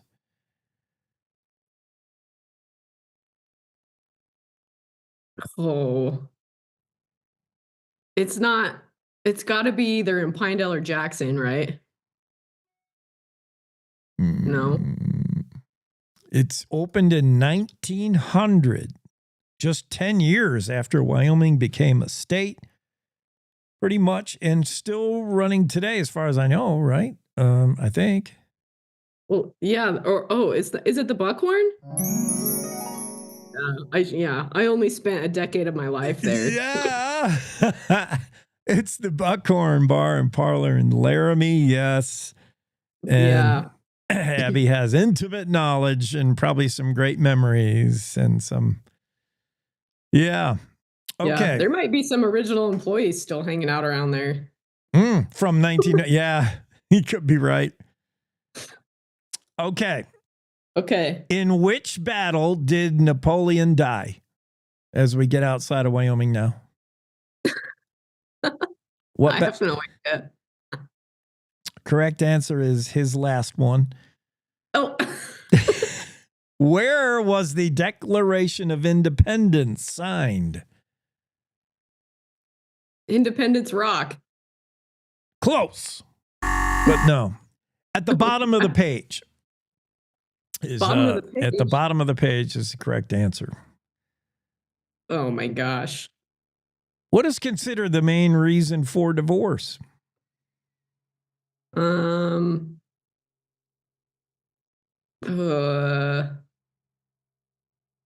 don't know. Marriage. Financial stress. Marriage is the answer we were looking for.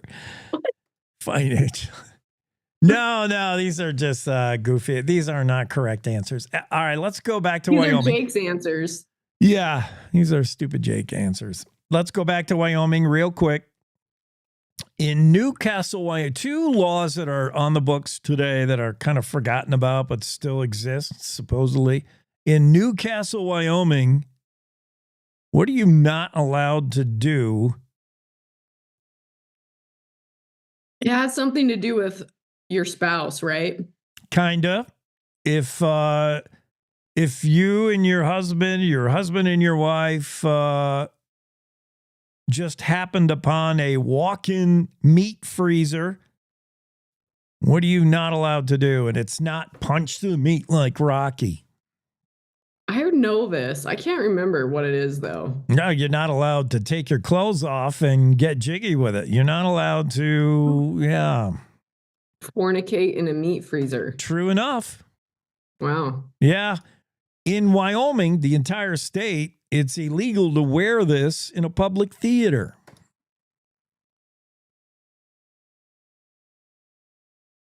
A Cowboy State Daily hat.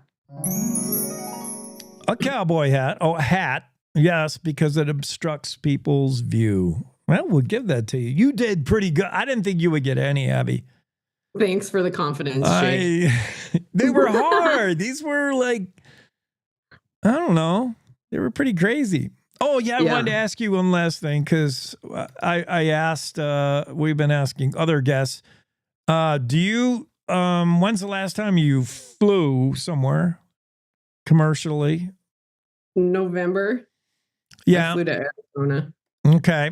Do you have TSA pre-check? No. Are you interested in getting it? No. Yeah. I have it, and I got my renewal coming up, so it made me think like too many people have it now in my observation. Are you watching the check-in? You got to do the TSA screening, and the pre-check line seems to be longer than the regular Joe line. Yeah, I believe that. So, I don't think I'll get it. How much is renewed? $80 for like, I don't know, a few years. Oh, that's not that bad. I mean, it allows you to like get in without taking your shoes off, and you don't have to take your computer out and all that business. Well, depending on what airport you're at, you don't have to do that either way. That's another thing. Some airports don't do that, and some airports don't honor the TSA pre-check anyway. They make you do all that, and they don't care. Yeah, good point. Save that $80. Yeah, you might be right. Yeah. Okay, rewind, replay. State butterfly is? The green Sheridan hair. Yes. Green hair Sheridan. Just make sure you're paying attention. All right. Thanks, Abby. All right. Bye, Jake. Have a super good Thursday. Bye. You too.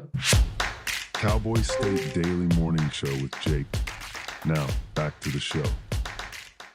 Ask Abby, the Ask Abby segment, always entertaining. She did really good today. We're going to have to give her a passing grade. Yes, fantastic. It's 10 in front of the hour on our final hour of Cowboy State Daily Show with Jake. We're going to take one more quick break, but come back and wrap things up. I got another story or two that we haven't gotten to yet today. We've been that busy. You bet. Let's take a break. I'll be right back after this on the show.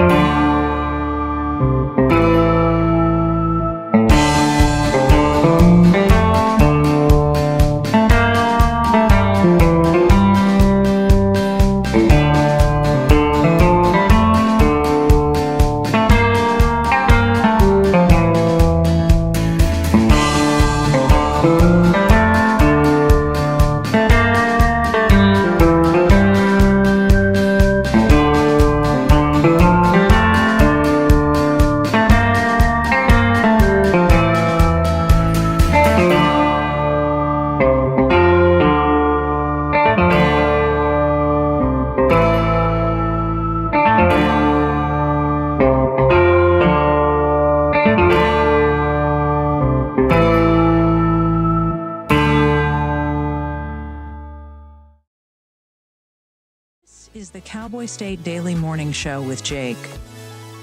It certainly is, as we make our way towards the final push. And one more day this week, tomorrow on the Friday edition. I'm already looking forward to it.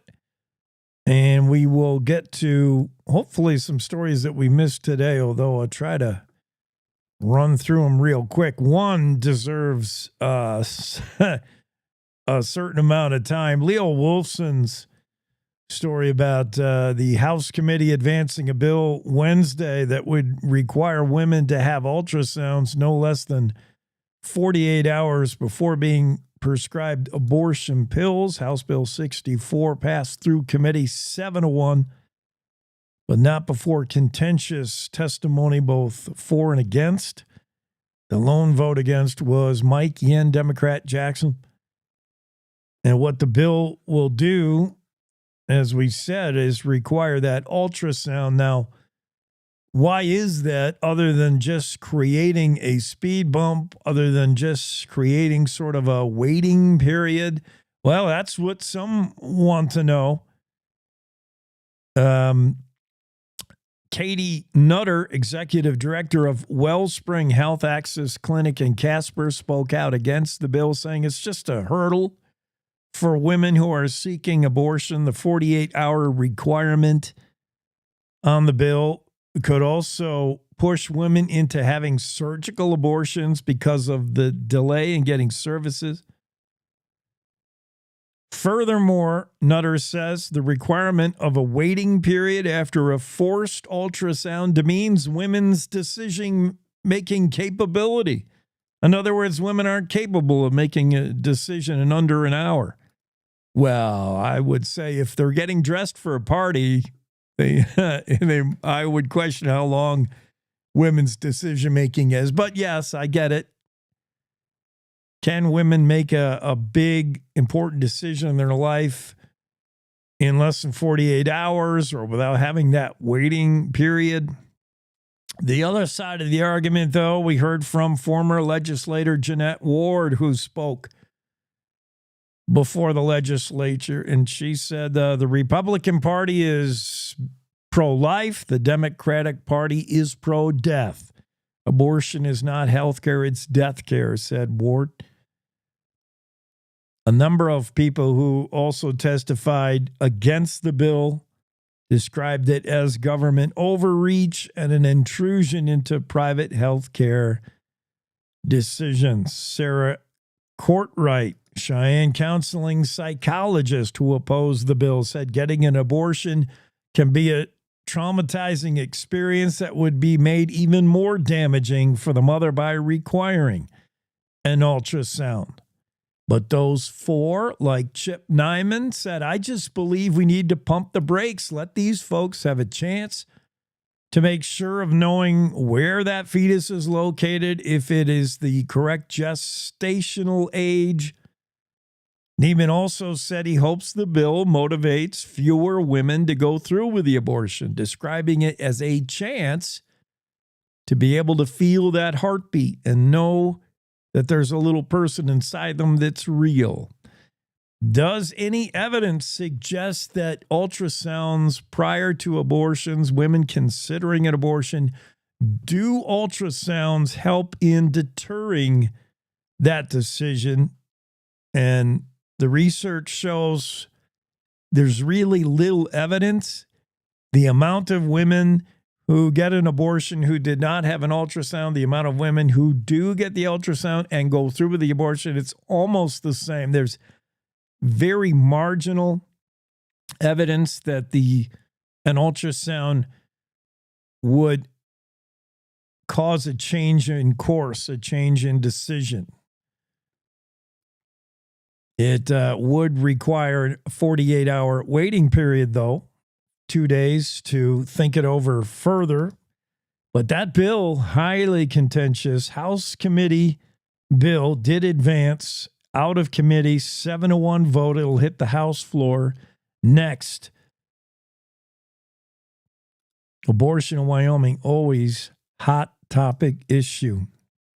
Also, Claire McFarland had this story about a bill requiring Wyoming blood banks to store donations. It cleared committee. House Bill 135. I'm a little unclear onto why this bill's necessary or what this bill does. And so apparently is the industry.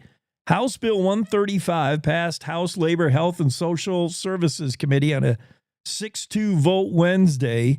If it becomes law, according to Claire McFarland in her writing, it would require hospitals and healthcare facilities to let people pre-donate their own blood ahead of a medical procedure. Now, people can already do this, so it sounds like a solution in search of a problem. Say some owners, some major blood bank owners, they say this is already allowed. What is there's simply no need for this bill, said one of the owners of Blood Bank, Dr. Ralph Vassallo of Vitalant.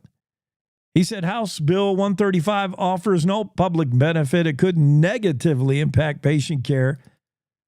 Interesting, though, there's people wanting to donate their own blood ahead of a procedure, and a lot of that is because of the perceived, perhaps tainted blood from COVID, etc.